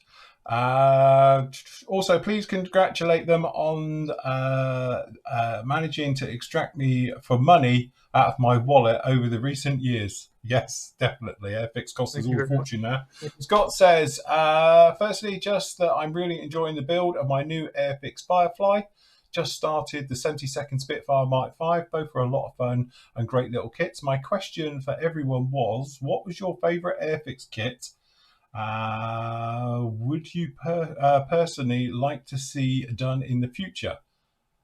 I think Phil's came true with the Vulcan. Yes, well, I have to say, obviously me and Paramjit were talking before we came on air. I will be building the Vulcan just as soon as I get my hands on it, because I have to, after badgering them for the last 10 years, 20 years solid about doing it. So yes, that's definitely my one. He was saying he would like a 72nd or 48th Scout or Wasp family. See, I've said about this one as well. That could be a good little runner. You get a couple of versions out of that one, Paramjit. Just saying. Yeah. Have you designed a helicopter yet? Have you started on your Wessex yet? Just saying. You heard it here first. Yeah, do you remember that? That was when the Vulcan was announced. That you thought it was going to be a 72nd. I said it's going to do me Wessex, and then you did me Vulcan. So I'm not going to complain. I'm quite happy with either. That's it. Next year when we do the Wessex, it's fine. So anyway, what about you guys? What's your favourite Airfix kit? The P40. Yeah, that's fair. Well, go on then. You can ask him now. You've got this question you've been banging on about forever. He's here. The way it goes together isn't a standard. To fair, now seeing the way you've been designing things and like doing it differently, he's backtracking. I understand it now. But the P40 seems to goes together differently than a lot of other Airfix kits. And he was saying it's not your kit. Yeah, no. So I did ask. It is ours. So the person who designed it obviously doesn't work with us no more. He's the same person who designed the 124 scale Typhoon. He done 48th Javelin. He's done the 48th Stuka, which obviously all of them are good kits. Yeah. The best way I can describe it is that designer was very good. He was very skilled. I don't know what his earlier projects were because those are all later ones. But the thing is, it's like modeling. If I gave everyone a kit, the same one, everyone would do it differently. Yeah. Everyone's got their own different. You get to the end product, but it's the journey that you get to the end product is always different. And from what I've never met the person before, but from what I know, that he was very good at designing stuff and getting stuff fitting together. So it's just one of those things. I think that's something like where your design skills as a designer sort of come into effect, and that's probably why it goes together really nicely. I've never built that kit. I'm actually kind of looking forward to it now, even because you've said it's quite good. It goes together really well. Really nice kit. And the one I'd like to see Airfix do, I know it's a broken record, but Buccaneer. Yeah. In 48th. Can you imagine? I think that's 32nd, isn't it? Yeah. You want to do a 35th one? I'm a man. We always. Yeah. Well. Yeah. Oh, yeah. True. Yeah. Of course, loves 18. Could you imagine like, oh yeah, everyone's requesting like a 48 Buccaneer, and then we do like a 132nd one for the first time ever or something? I would be 124th. I could get, but if you guys suddenly did 32nd, but that's another show completely because that's it. That's the future. 135th scale aircraft. Just saying. I'll pass that on. That's it, Nathan. What about you? I think I know what Airfix should release next is to finish off the 72 scale Lightnings, because they've done the F6 and the F2A, so they need to do the small belly Lightning, so I don't have to build the sword one. What about the T's as well? But it's obviously that's something I think that should be thrown into the hat. Is just finish, because you've finished off. You've done the second Buccaneer, so it'd be nice to see you finish off the Lightnings doing the F1. I thought you would have said the 72nd Tornado. Well, I keep saying that every time I see Airfix at model shows. A nice GR4, but I tell you what, I've really enjoyed this little Spitfire. To be honest, I did enjoy that. Whenever I look back at my kits and stuff like that, there's always things I would change and do differently. There is on that one as well, and then that's how I learn and apply it to the new ones. But it was quite nice doing something at small scale now that I think about it. The Tempest and everything was designed as well, so that's a nice compliment. I haven't built that one yet. That was designed by a fellow designer, so that will go quite nicely with that sort of range. I like the Airfix Harriers, the GR13s. They're lovely kits. The GR7s and 9s are a nice build as well. Yeah, and I've done the FA2 as well. It's a beautiful little kit, second one. Yeah, just a little side note as well, like 72nd scale kits sell a lot better for us than other scales, if anyone's wondering. To be honest, they are the future. I've been saying it now. That's it, 72nd. We're all going to be building that soon. Won't we, Andy? You'll need better magnifiers for it. You'll need one of those things like robotic surgery. Put your hands in and steer it round to build it. Right, okay. Question. Will Airfix 148 scale Seavixen be released again? It was suddenly dropped last year, and then it said there's stories going around that the tooling was damaged. Was this true? Cool. So hopefully we can get the 148 Seavixen. If we can, we will. Well, obviously it won't be this year. Might not even be next year. I doubt it. And no, those stories aren't true. So it is fine. It's just been dropped because of the COVID, and we spoke about this on the previous show, wasn't it? That obviously a lot of the injection molding runs had to be postponed and put back, and it's thrown your schedule somewhat. Yeah, that as well. And then obviously, it's a bit above me, like of why it's been cancelled, but hopefully it will return because it is quite a popular one. Hey, it's a lovely kit. I have mine there, so it is a really nice kit. But don't look forward to it too soon. Right, so there you go. Maybe a year or two. I'm being attacked. I've got one in the stash if anyone wants to offer me large amounts of money for it. I've got one built. So what was the buyer? I could have a built one. Anyway, second part of the question. I've noticed that Airfix is increasingly not having pilots in them. Is this a policy going forward? Yeah, I was wondering about that because quite a lot of our kits do have pilots. I don't know whether So I was a bit confused. And let's say you're thinking about a specific one. So we use general pilots. We already have these CAD pilots already done, and then we just added it to the tooling. If you're talking about like getting sculpted pilots and everything like for specific models, like the 124 scale Typhoon, I can't imagine us doing that again because speaking about the Typhoon, we had like all these sculpted pilot and everything added, but no one really used it. It was like an added expense. So if you're talking about that, then probably no, as in like sculpted pilots, one-off stuff. But yeah, we do add general pilots. I mean, like the Sabre has got one, the Mosquito's got one. Yeah, quite a few of them have it. Even the RAF Buccaneer has it. The Royal Navy. Yeah, I must admit, I didn't realise they hadn't. I'm just all the stuff I've built has. So yeah. Anyway, it does say in there, thanks for all your work and everything. He's just built the 148 scale Hurricane and it's the best Airfix kit he's ever built. Nice. Thank you. Okay, Tony says, question, what parameters does Airfix use for the next project? Is it sales-based solely, feedback from the public, and finally, how long does it from concept to launch? So so combination of feedback from public and like obviously sales, because it's one of those things, if the public's shouting for it quite a bit, but it's not viable to make for whatever reason, or it's not easy to gain access to it and stuff like that, then obviously we can't do it. But obviously, I'm not going to lie, sales are obviously the driving factor. If you can't make your money on it, then don't even bother. But yeah, we do listen to the public, and to be honest, we've got some good projects in the line, which I'm quite excited about. But these things take time to come about. So going on to the question about conception to launch, I'll give you an idea. So the Mosquito, I started designing that in September 2019, and it's announced at the beginning of this month, and it will probably launch in hopefully first or second quarter of this year. I can't remember what it's down for, and obviously it's decided before I design it. I don't know how long in advance. I just get told about it maybe a few months beforehand that, oh, you're going to be designing this, but obviously it's been thought about a lot a month before that. So I'll probably say like 2-3 years, and then just going back on the Tamiya F4 Phantom, that's probably been in the pipelines for a few years as well. Yeah. Like these things don't like happen overnight. What you're designing now, you have to anticipate what the market's going to be like in like 3-4 years time. So just a quick question: how many designers you got at Airfix? 4. So do they sit you in a table and they say, right, okay, you want Spitfire? You want a Mosquito? Do you like fight over it, or is it like literally that you're doing that? The big boss says you're doing that, Paramjit.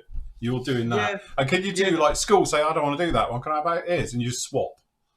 Is that an option? I've never had that situation so far, but we normally get given our projects based on what our skill level is and what we expect. Because sometimes when you do something really big, something like modeling, if you do something really big, you kind of don't want to do something really big again. You want to go maybe something a bit smaller.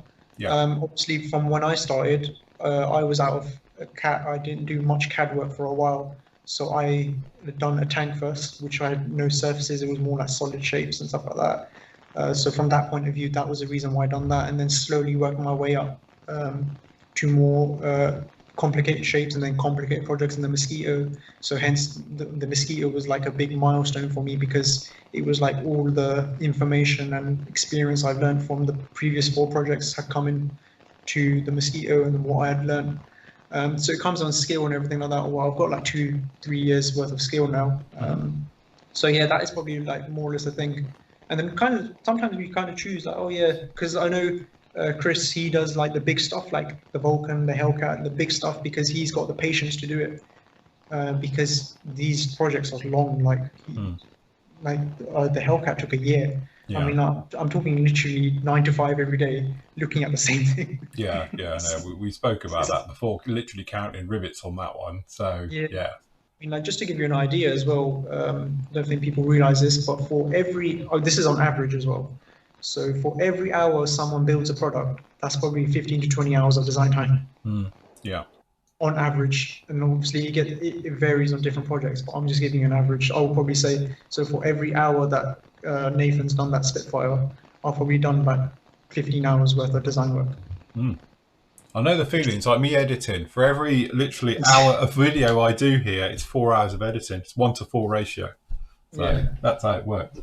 That's why I'd still say we do release quite a lot of new tool stuff compared to other manufacturers. That's because obviously we've got 4 designers. I don't know what their situations are as well. But yeah, it's one of those ones where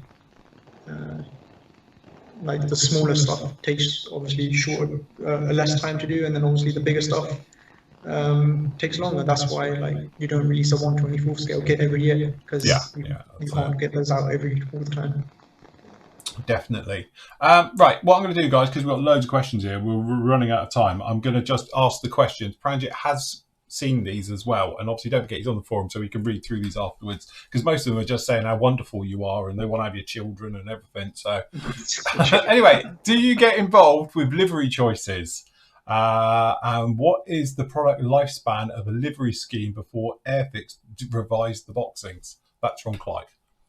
No, so sort of explaining on that before, that's like the box or the decalogue work. So that's done by an external designer. So the liveries and everything are done by like the researcher and the development manager. They sort of decide roughly what liveries we're going to do.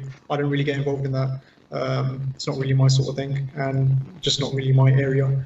And then that gets more developed and progressed once the product is more or less done, as in the CAD design, because you need to know what versions and everything you're doing as well. So that's why the liveries are chosen beforehand.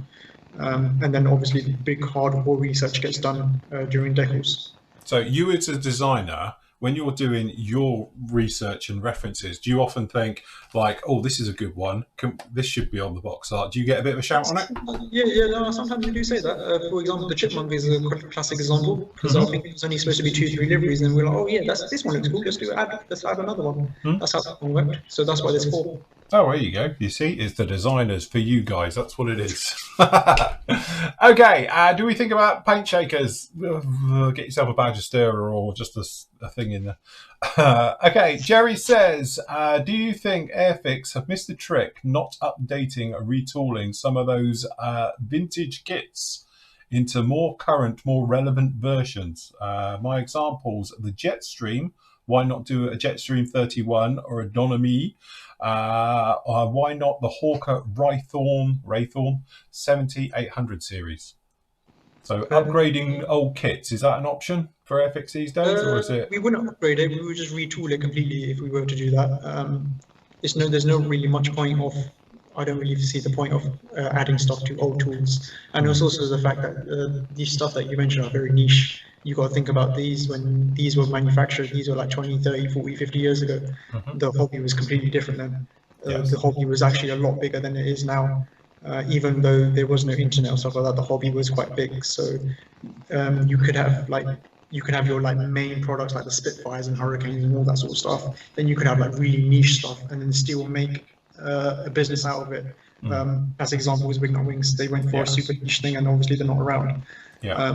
If it doesn't make sense commercially and stuff like that, and obviously if it's not going to sell, then there's not really much point. But like, for example, the Vulcan is a classic example as well. Is that that was old tooling and stuff like that, but we've obviously retooled it because obviously we could have is there to, and the demand is there for it. So, yeah. Good, cool. Because you were saying, finally, what about a decent Beechcraft 200 King Air or the C12 Heron? Only one that's available is Mach 2. Again, it's a little bit nichey, isn't it? I suppose you could do like a Beechcraft or a King Air because of civilian operations as well. But yeah, I think, again, you don't really do civil light aircraft or medium aircraft. It's twin engine, but yes, I think that's a bit niche. Yeah, it's a bit niche. Yeah. That's why Mach 2 do it. Jesus. Right. Scott says, good evening. Question. Airfix has come on leaps and bounds over the last 6 or 7 years. But if there was one area where you would like to see Airfix still improve or aspire to achieve over the next few years, where would it be? Or what would it be?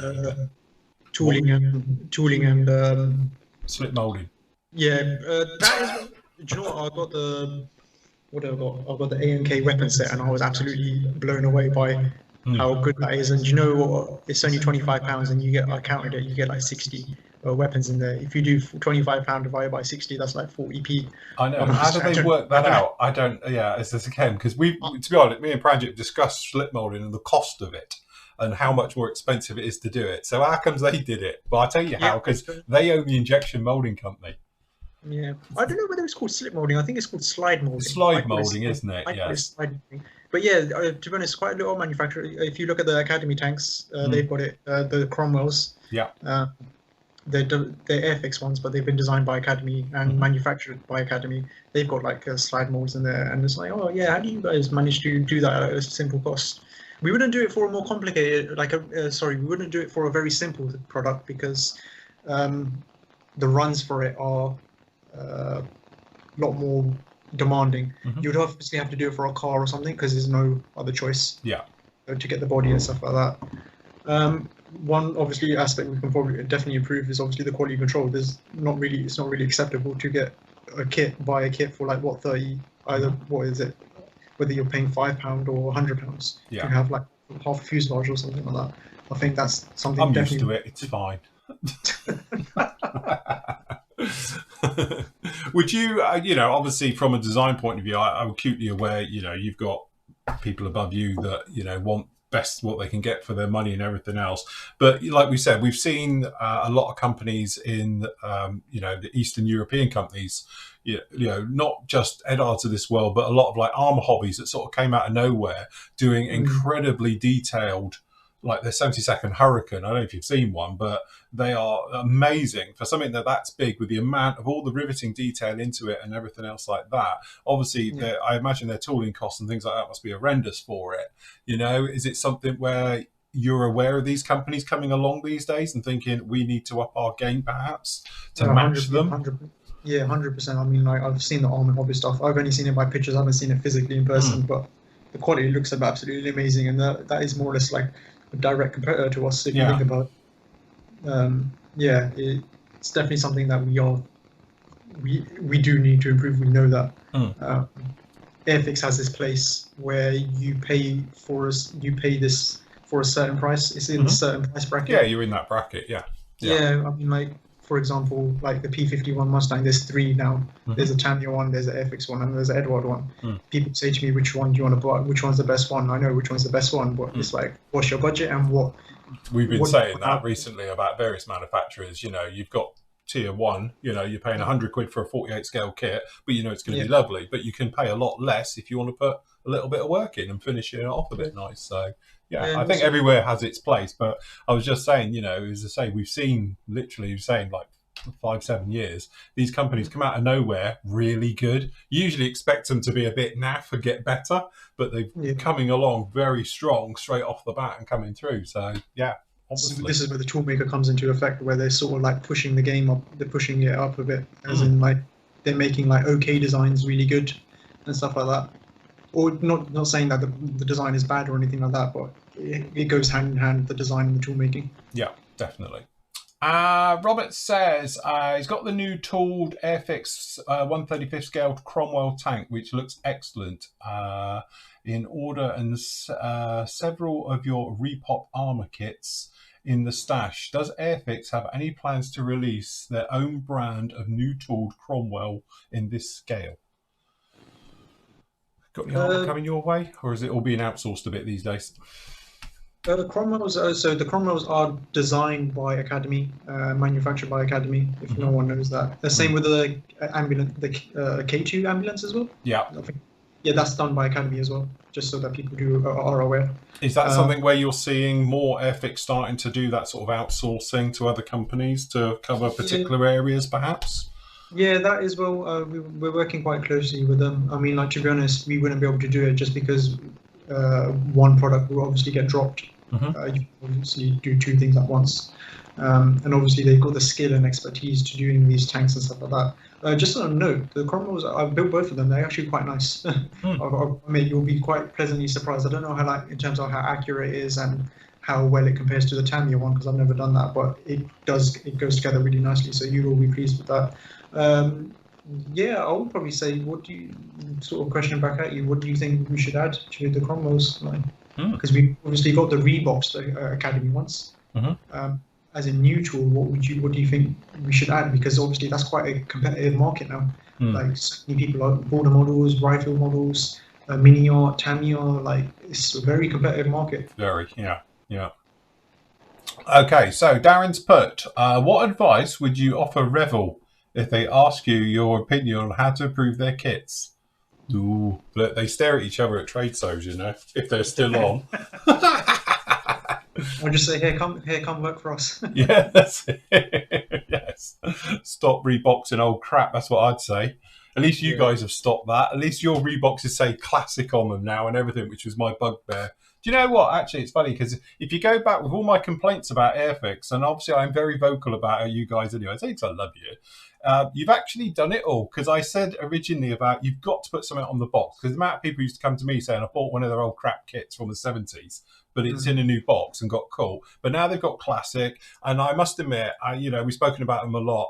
The old classic, 70s, whatever they are, 60s kits, the big 24 scale ones. It's nice they got classic box art from the original, because not only does it show you it's an old kit because it's got old classic box art, but they were good box arts as well.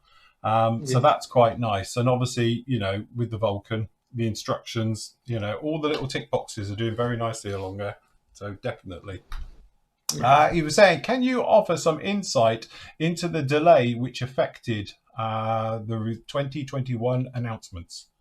That was kind of covered, but it's basically because the website had a lot of traffic, and then that caused it to slow and crash, because obviously, like I was saying before in the presentation, is that Hornby has these sub brands. So you got the Hornby, you got Scale Electric, Corgi, Airfix, and all that, and everyone's sort of launching their products at the same sort of time. So the reason was so that we could divert a bit of traffic off it, and the website didn't crash as much. So somebody didn't think, though, did they? In the company, they thought, I know, we're going to release that entire lot off of your one server. Yeah. Well, at least it was a bit on YouTube as well, so you could see what. I watched the YouTube version, so I was all right. The new tool Wellington is fantastic, but why do the instructions not fit the box? From memory, they're a couple of centimeters too wide, and it has an annoying natural fold on one side. I don't know that one. Does it not fit in the box? I think it's the same as the Buccaneer. If you look at the Buccaneer as well, it sort of sticks up one side. Yeah, I kind of get what you mean, but because obviously the standard sizes, so it's either fold the instructions or just put the instructions in there like that. So yeah. All right. Right. James says, first question: what has been your favourite Airfix kit you've built so far? And you're not allowed to say your own. That's cheating. Yeah.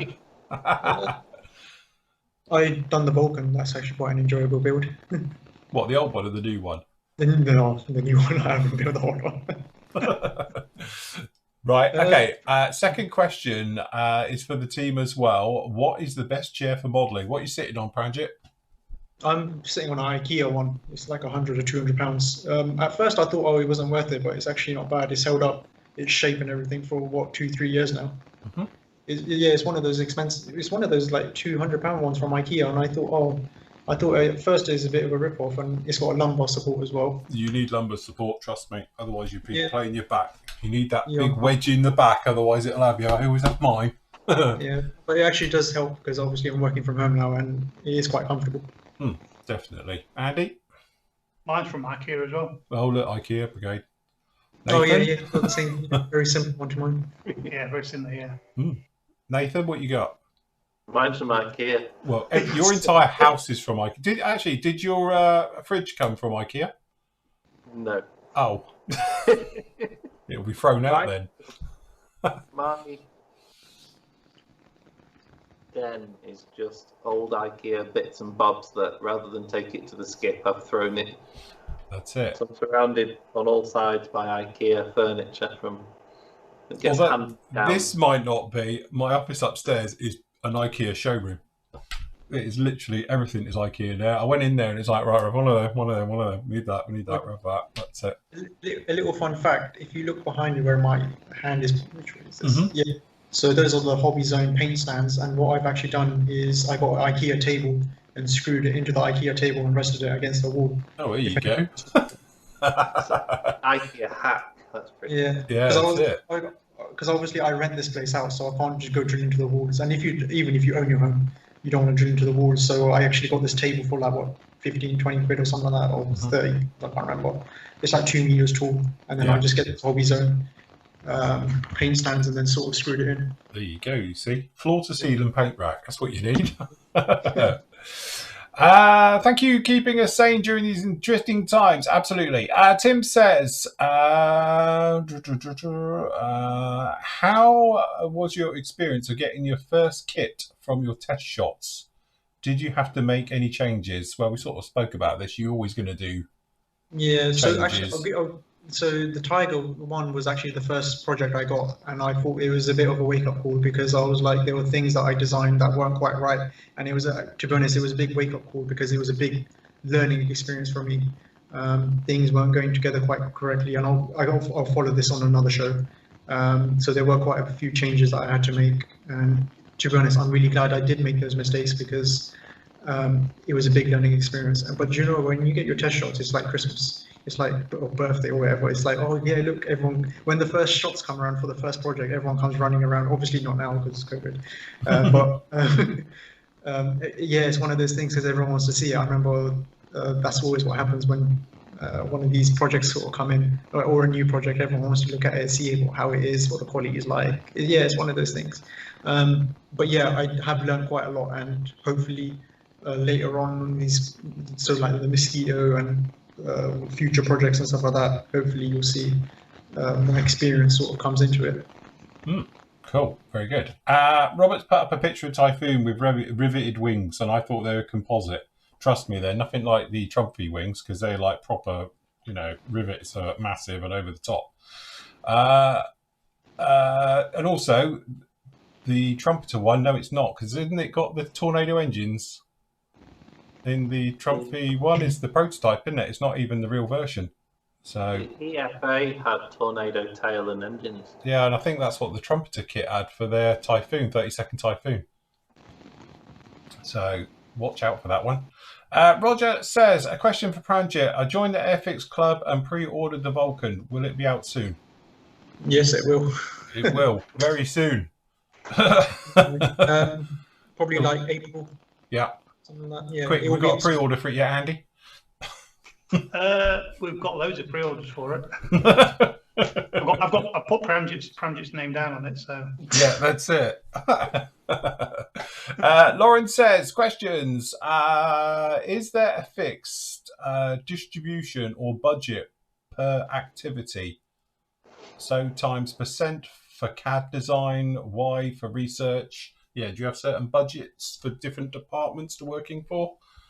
Yeah, kind of. That sort of stuff I don't really get involved in. But when you do your final, so for example, for one project, like I said, the majority of that budget is used on the tooling, and then have certain budget on the design. So like how I was sort of going back to what I was saying before, you've got to design it within a certain time. You can't just go design it for like however many years you feel like it. So you can't turn around and also say, I need to go to Hawaii to the Pacific Air Museum because I need to do the research on whatever they've got there, and they'll fly you out there, all expenses paid, for 2 weeks to take photos of it. Yeah, honestly, if that's the only aircraft that's in the world that you need to go see, they will do it. I know that sounds weird. I've got a list for you. We'll go together. I'll come. I've been there. I'll go back and get it. It'll be great. We'll bring the team. It'll be fine. So, for example, like the Sabre was when the designer and the researcher went to Norway to go view that. So stuff like that. Yeah, you go wherever the aircraft is. If you need to go see it, then just make sure you charge up your camera. Make sure you got your photos ready. You don't want to go all the way there and then your camera dies or you forget to charge it or something like that. Yes. But yeah, no. If that's the only place that you can go to, then yeah, you would have to go. Most embarrassing thing like that, I went to an air show once and I picked up the wrong SD card for my camera. So instead of it being the standard 64 gig one, I had a 2. Which worked out, I had about 7 minutes of footage I could shoot. It's like, right, I better be selective what I'm going to take pictures of today.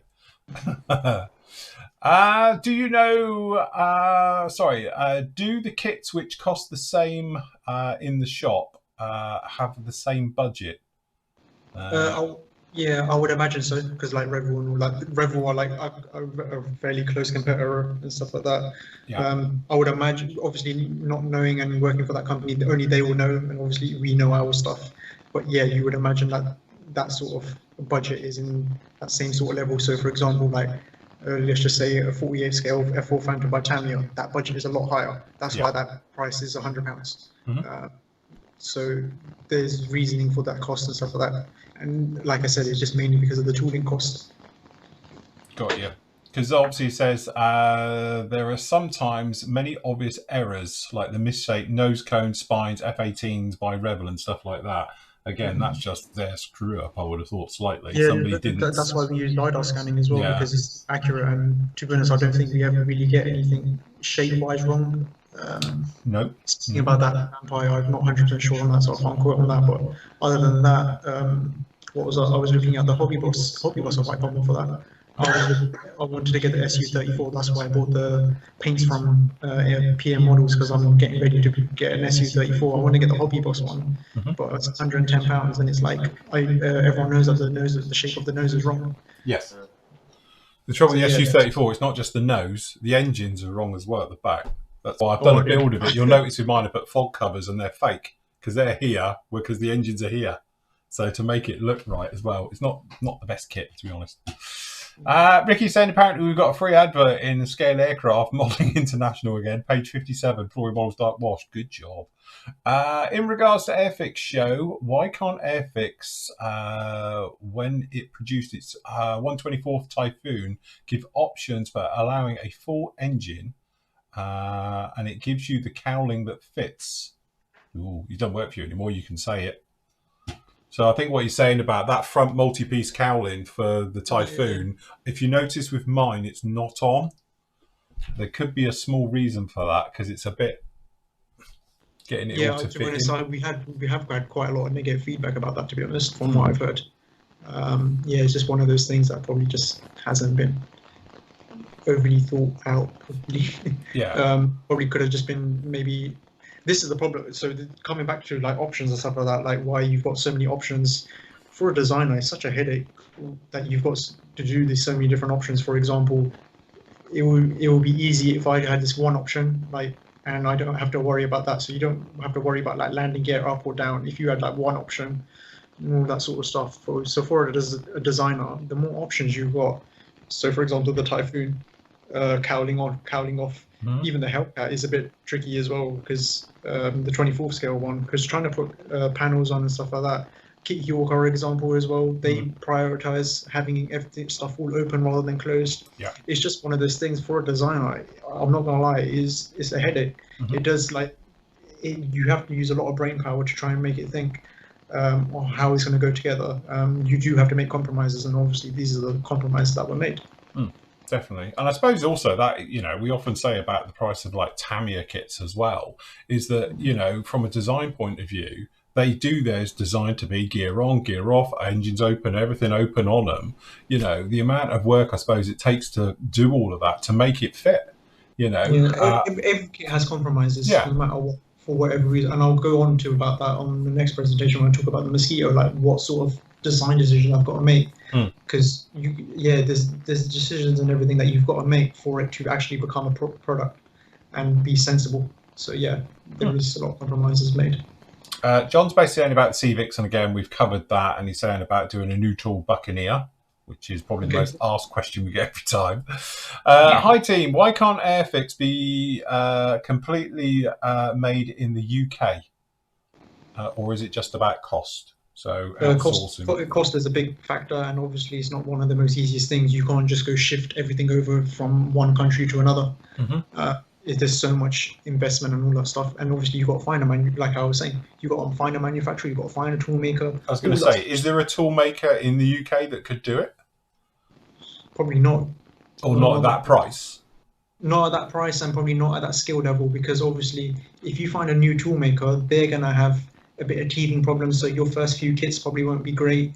Then they'll start learning from that. It's just one of those things. It's if like everything, the first time you do something, it's not going to come out great, then you carry on doing it, and just with experience and stuff like that. So it's not like you can just go simply go, all right, let's just go take our toolmaker from China and our manufacturer from India and then bring it back to the UK. It's so hard to comprehend when you're not in that industry and you're not at that level of the highest, like at the top of the food chain, that you've got to make those decisions. For like the CEOs, the investors, the shareholders, all that sort of stuff. It's such a big thing to do. Obviously, it would be great if everything was made in the UK. I'll 100% agree with that. But those decisions were made long before, and it's not easy to go back, if that makes sense. And obviously, like I was saying as well, it's just it's a very complicated thing to do. It's so complicated. You have literally no idea. I know. I can appreciate. Right, John says, sorry if it's a trivial question, but having a bit of OCD, I'm compelled to ask, is there any reason why the written section on the side of the box is printed upside down? I'm assuming he's talking about Airfix kits. Yeah, I even said that. And it's true, because you always have one side that's upside down, isn't it? Yeah. Why is that? You fix that side and it's because you're looking at the box. I haven't got one with me, but it's when you're looking at the box, you'll naturally go like that. If that makes sense. Hold on, we'll give it a whirl. So you go like that, and then smallest one I've got. So I suppose it is. You do that. That's the point, isn't it? You go like that, then you go like that. You don't go like that. But from a reviewer, because I do this, don't I? So it's like, and there's your review, and then you go. So it's ideal for me. So in some ways, though, if you was to go the other way, but some manufacturers do it the other way, and you'll notice Airfix don't. So I stand by them, because if I go like this, it's correct. But other ones, I have to go like that and then like that. Yeah, because if you think about it, the way you're holding it now, that's how it's displayed in shops, isn't it? Yes. It's not like high, it's stacked like that, and it's rolled out like that. So when someone picks it up, you naturally go like that and then go like that to look at it.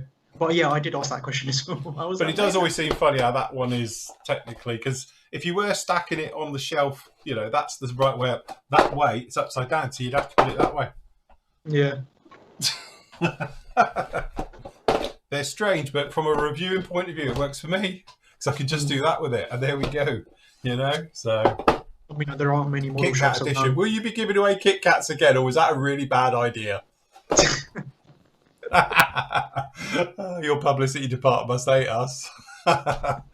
Right, Clive says, awesome presentation. How do you decide what project or kit to do? I'd love to do a Coast Guard search and rescue helicopter. That is new. Yeah, that's a good point. There you go, Paramjit. I'll answer this as well, because this is a good one, Clive. We want to have an S92, because my other half works a lot with them. And she says, can you make us one? And I can't, because nobody does an S92 kit, which is the Coast Guard helicopter. It's a Black Hawk with a big bit underneath. Yeah. So Airfix need to make that. I'll pass that on. But yeah, just sort of going back on like who decides what project and kit to do. If you're explaining about like distribution of the actual projects, that's obviously done by the manager in terms of like who goes out to the designers. But if you're talking about as in what you actually decide, that's obviously done by the researchers and the development manager, and obviously so obviously, like I said, we've got like a big massive long list of stuff that we need to do in certain scales. So when someone releases something in like a certain scale and a certain subject, that gets pushed down and all that sort of stuff, and things go up and down. And obviously, like I was saying before, you need to anticipate what you're going to sell in 3-4 years time, because that's how long it sometimes takes to get to market. Yes, definitely. And plus the fact the guy's talking in chat as well. So we're not having the S92 and the Wessex first, then they can do the Wasp and the other one, and then they can do the S92A and a AW189. Totally agree. Right. Hey, what about Buccaneer? No one wants a Buccaneer, Andy. You hardly hear anybody ever ask for one.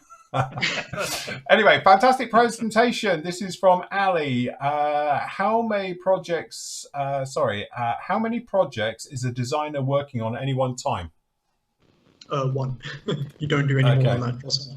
You need your 100% focus on that one project, because it requires so much attention. And just sort of going back on research as well, you do like a lot of research beforehand, before the project, but you're also doing loads of research during it, because when you get to certain points, you need more information, all that sort of stuff. For example, like you work on the outer fuselage, then you work your way inside the cockpit, and then cockpits are really difficult to try and do and model, because it's so limited. Even if you're trying to take photos, it's like trying to capture the entire cockpit in one image isn't feasible unless you rip out the fuselage or something like that, but that's not obviously possible. You do one project, but then you might have several projects that you're tooling at the time. So as in physically designing it on CAD, you have one, but then you can have multiple projects that you're tooling. So for example, I was doing the Mosquito, I was tooling 4 products. So the Tiger, the Beater, the Hawk, and both Spitfires. So technically that was quite a bit. That's probably the most anyone's probably ever done or would ever do, but it's just the way it sort of worked out. But yeah, you only design one project because you need your 100% focus on that. So at some point, like obviously from a modelling point of view, we spoke about it a lot when I was doing the Enterprise, is that when you're sort of nearing the end and completion, when do you get told what your next project will be? Is it like literally you finished it, it's signed off, then you're told, or do you get an inkling that we're going to be working on these projects, it'll be probably one of these, and you might lose your mojo for finishing off the original one? Is that a thing? Yeah, no, that actually happens. To be honest, like when you are towards the end of your project, you're really looking forward to it because you've been staring at this thing for God knows how long. Yeah. And you're kind of looking forward to the new project. So you get told about the new project maybe about a couple of months in advance, a month or so, depends. I got told my one probably 3-4 months in advance. So when I finished the Mosquito, I probably got told about 3-4 months in advance what I'm working on next. Same with the Mosquito. When I was actually doing the Spitfire, I got told that I was doing the Mosquito again a couple of months beforehand, stuff like that. So yeah. Very good. Right, guys, you got any questions? The blank face. I've caught them off the hook now. When are we going to see a 48 book name? Yeah. When you be upset when one drops through your door saying, just shut up, take it. That's what they're going to do with me with a Vulcan. It was like, done it now, shut up, just go away. Well, do you know what you do? A nice new box art and then put the old 148 tool in. Yeah. That's it. Definitely. So they're saying here, what's next? I bet you can't say, can you? No.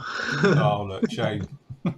Get the thumb screws out, everybody. Right, I think we're basically just about done. Unless anybody's got any quick questions in live chat, open them up now. If not, we are done, gentlemen. Don't forget, Paramjit is going to come back in a week or two for part 2 of this, where he's going to go a little bit more in depth with stuff. He can go through. Worth a try. Very good. Any ships planned by Airfix? No. No. I know a lot of people are requesting like the 350 Queen Elizabeth carrier. That's probably like the one most requested ship. Just sort of going on to that. We put a 350 Queen Elizabeth out in Telford, not last year, the year before. We didn't have Telford last year, but the year before that when Vulcan was around. One probably key question that we probably missed is how much are you willing to spend on it? Yeah. Because if we do tool it and everything like that, I honestly reckon, because I like ships, I mean, like, I don't know if you guys can see it, but I've got my 350 Yamato, I've got a 350 USS Enterprise over there. So I do like my ships, and a 350 Queen Elizabeth carrier will be great. But one thing that we did probably, ships don't sell as well. It's just fact. It's a niche market.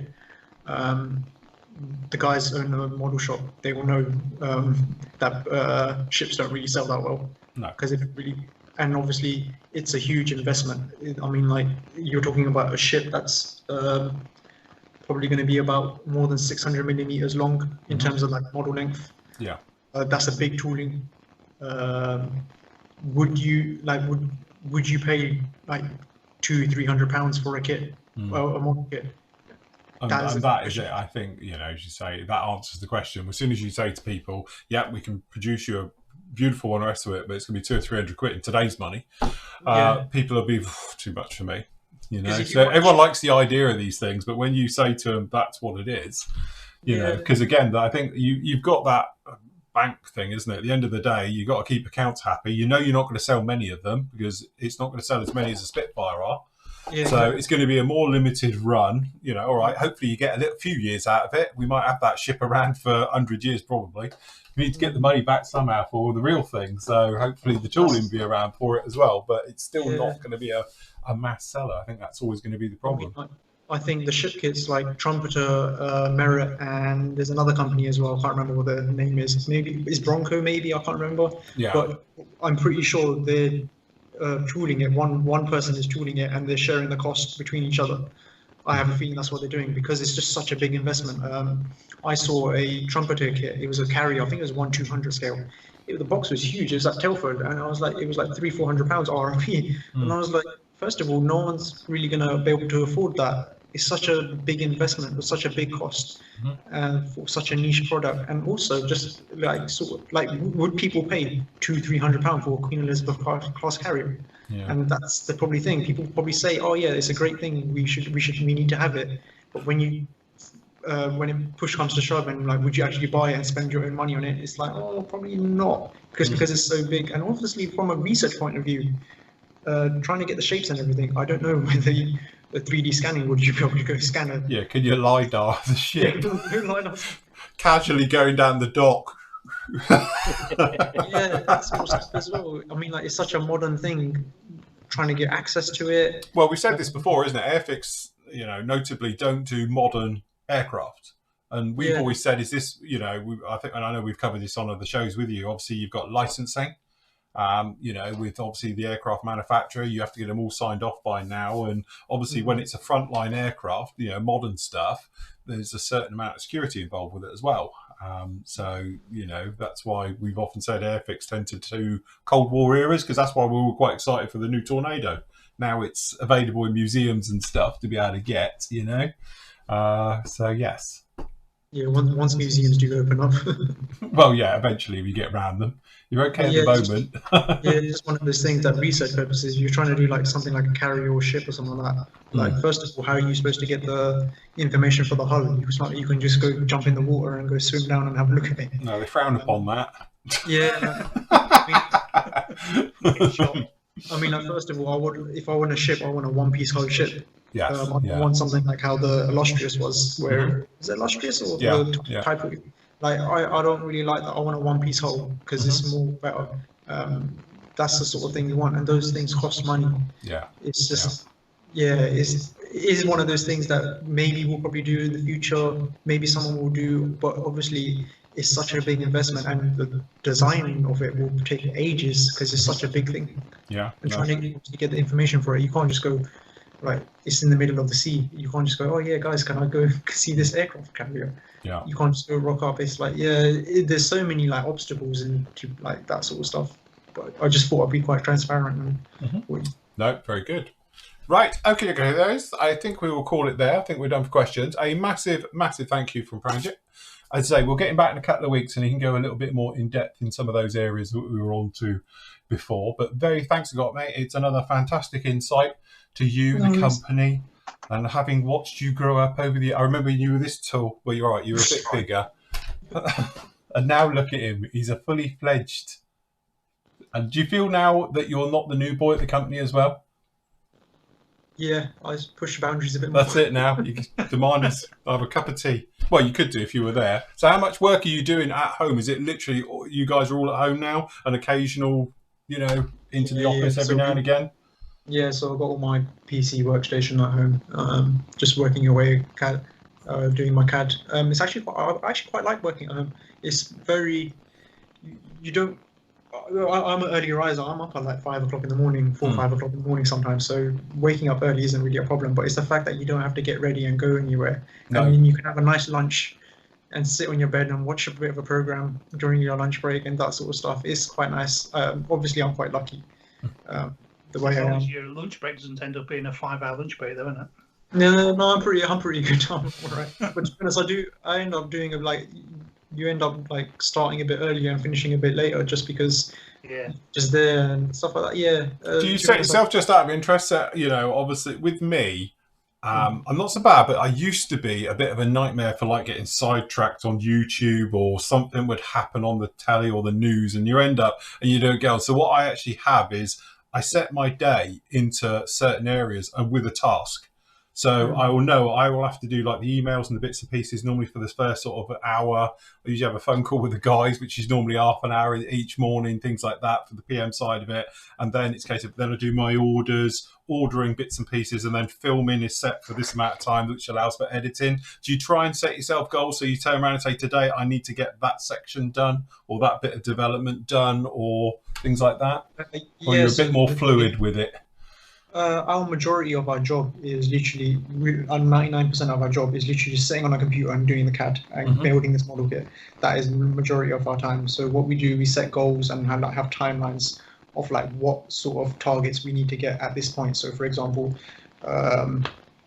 by week, whatever, you need to have this fuselage all done up, and then you need to have the wing and everything sorted out in terms of the project. But in terms of like me setting like little times within the day, I'm pretty chilled out. I just like focus on my CAD. I have like little breaks in between, just like walking around. But the thing is with me, even when I'm not working, I'm always thinking about work. Even when I go to sleep. Yeah, I can get that. Yeah, it's just one of those things. I've got so engrossed into work. It's because I enjoy it so much. Enjoy, like, I want to make a really good product. So like, yeah, even now I'm thinking about my current project, which obviously I won't talk about, but it's just like I go to sleep thinking about it, because I obviously want to make it a good product and improve it and have the best product. I want that perfect product. Yeah. Something like a Tamiya F14 or a Tamiya P30. It's something that goes together great, has great detail, something that there isn't any problems with. Yeah, I'm just aspiring to get to that perfection. So that's good. And also, I'm not being funny. Obviously, it shows it's that thing where you're not really working. Because you enjoy your job so much. You're just focused on that right the way through, and that's a nice thing to have. That you have that level of.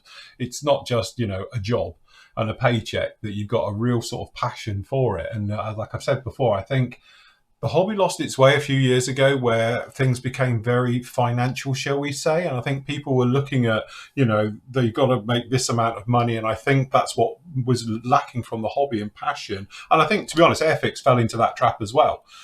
Where obviously, there was budgets and there was things to do. And I think that's when perhaps Airfix as a company started to lose its way. But it's nice now where it's come back. And I'm biased because I've known you for years now, and I knew you before you worked for Airfix and that. So it's that thing now where it's quite nice that you're there and you hear that passion from the people who are in that company. That want to strive to have that best kit. But also, it's not just to have a best kit. It's not just to make a great kit that sells loads, but also that goes together well. That you've got that design thing in your head that's thinking, I want to make it so when the modeler's doing it, because you are a modeler, it's not like you're a guy who plays golf and all the rest of it, and he's thinking about getting on the golf course on a Saturday afternoon. You're thinking about, if I was going to build that kit, I'd want it to go like this. So how can I make that happen?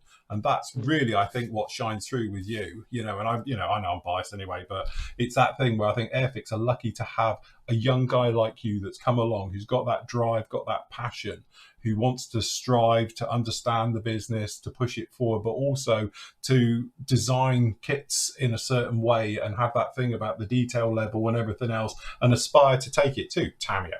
Or, with less ejector pins, right the way through, and things like that. And to be the Wingnut Wings company, I think that's absolutely great. Definitely. Very proud of you, mate. You're a star of the hobby and the industry.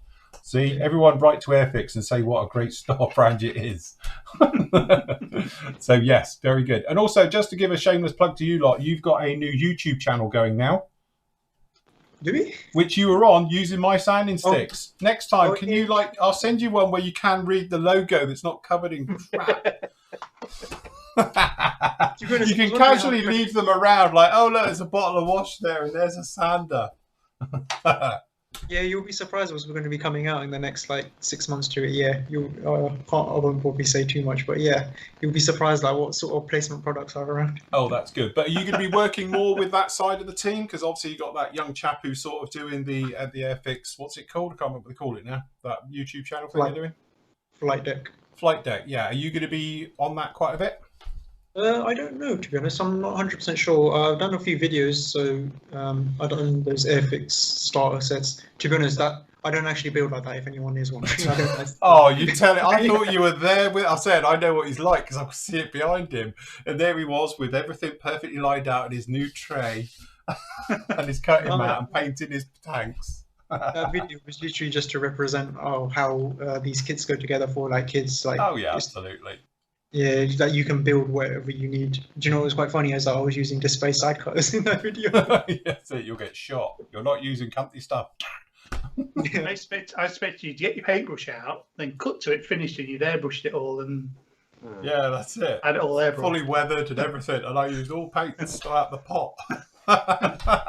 It's like that episode from Top Gear. I can't remember what is it. Top Gear, where he's doing something. He's doing a painting or something like that. And you're thinking, oh, this is going to be rubbish. And then it turns out it's the most amazing painting ever.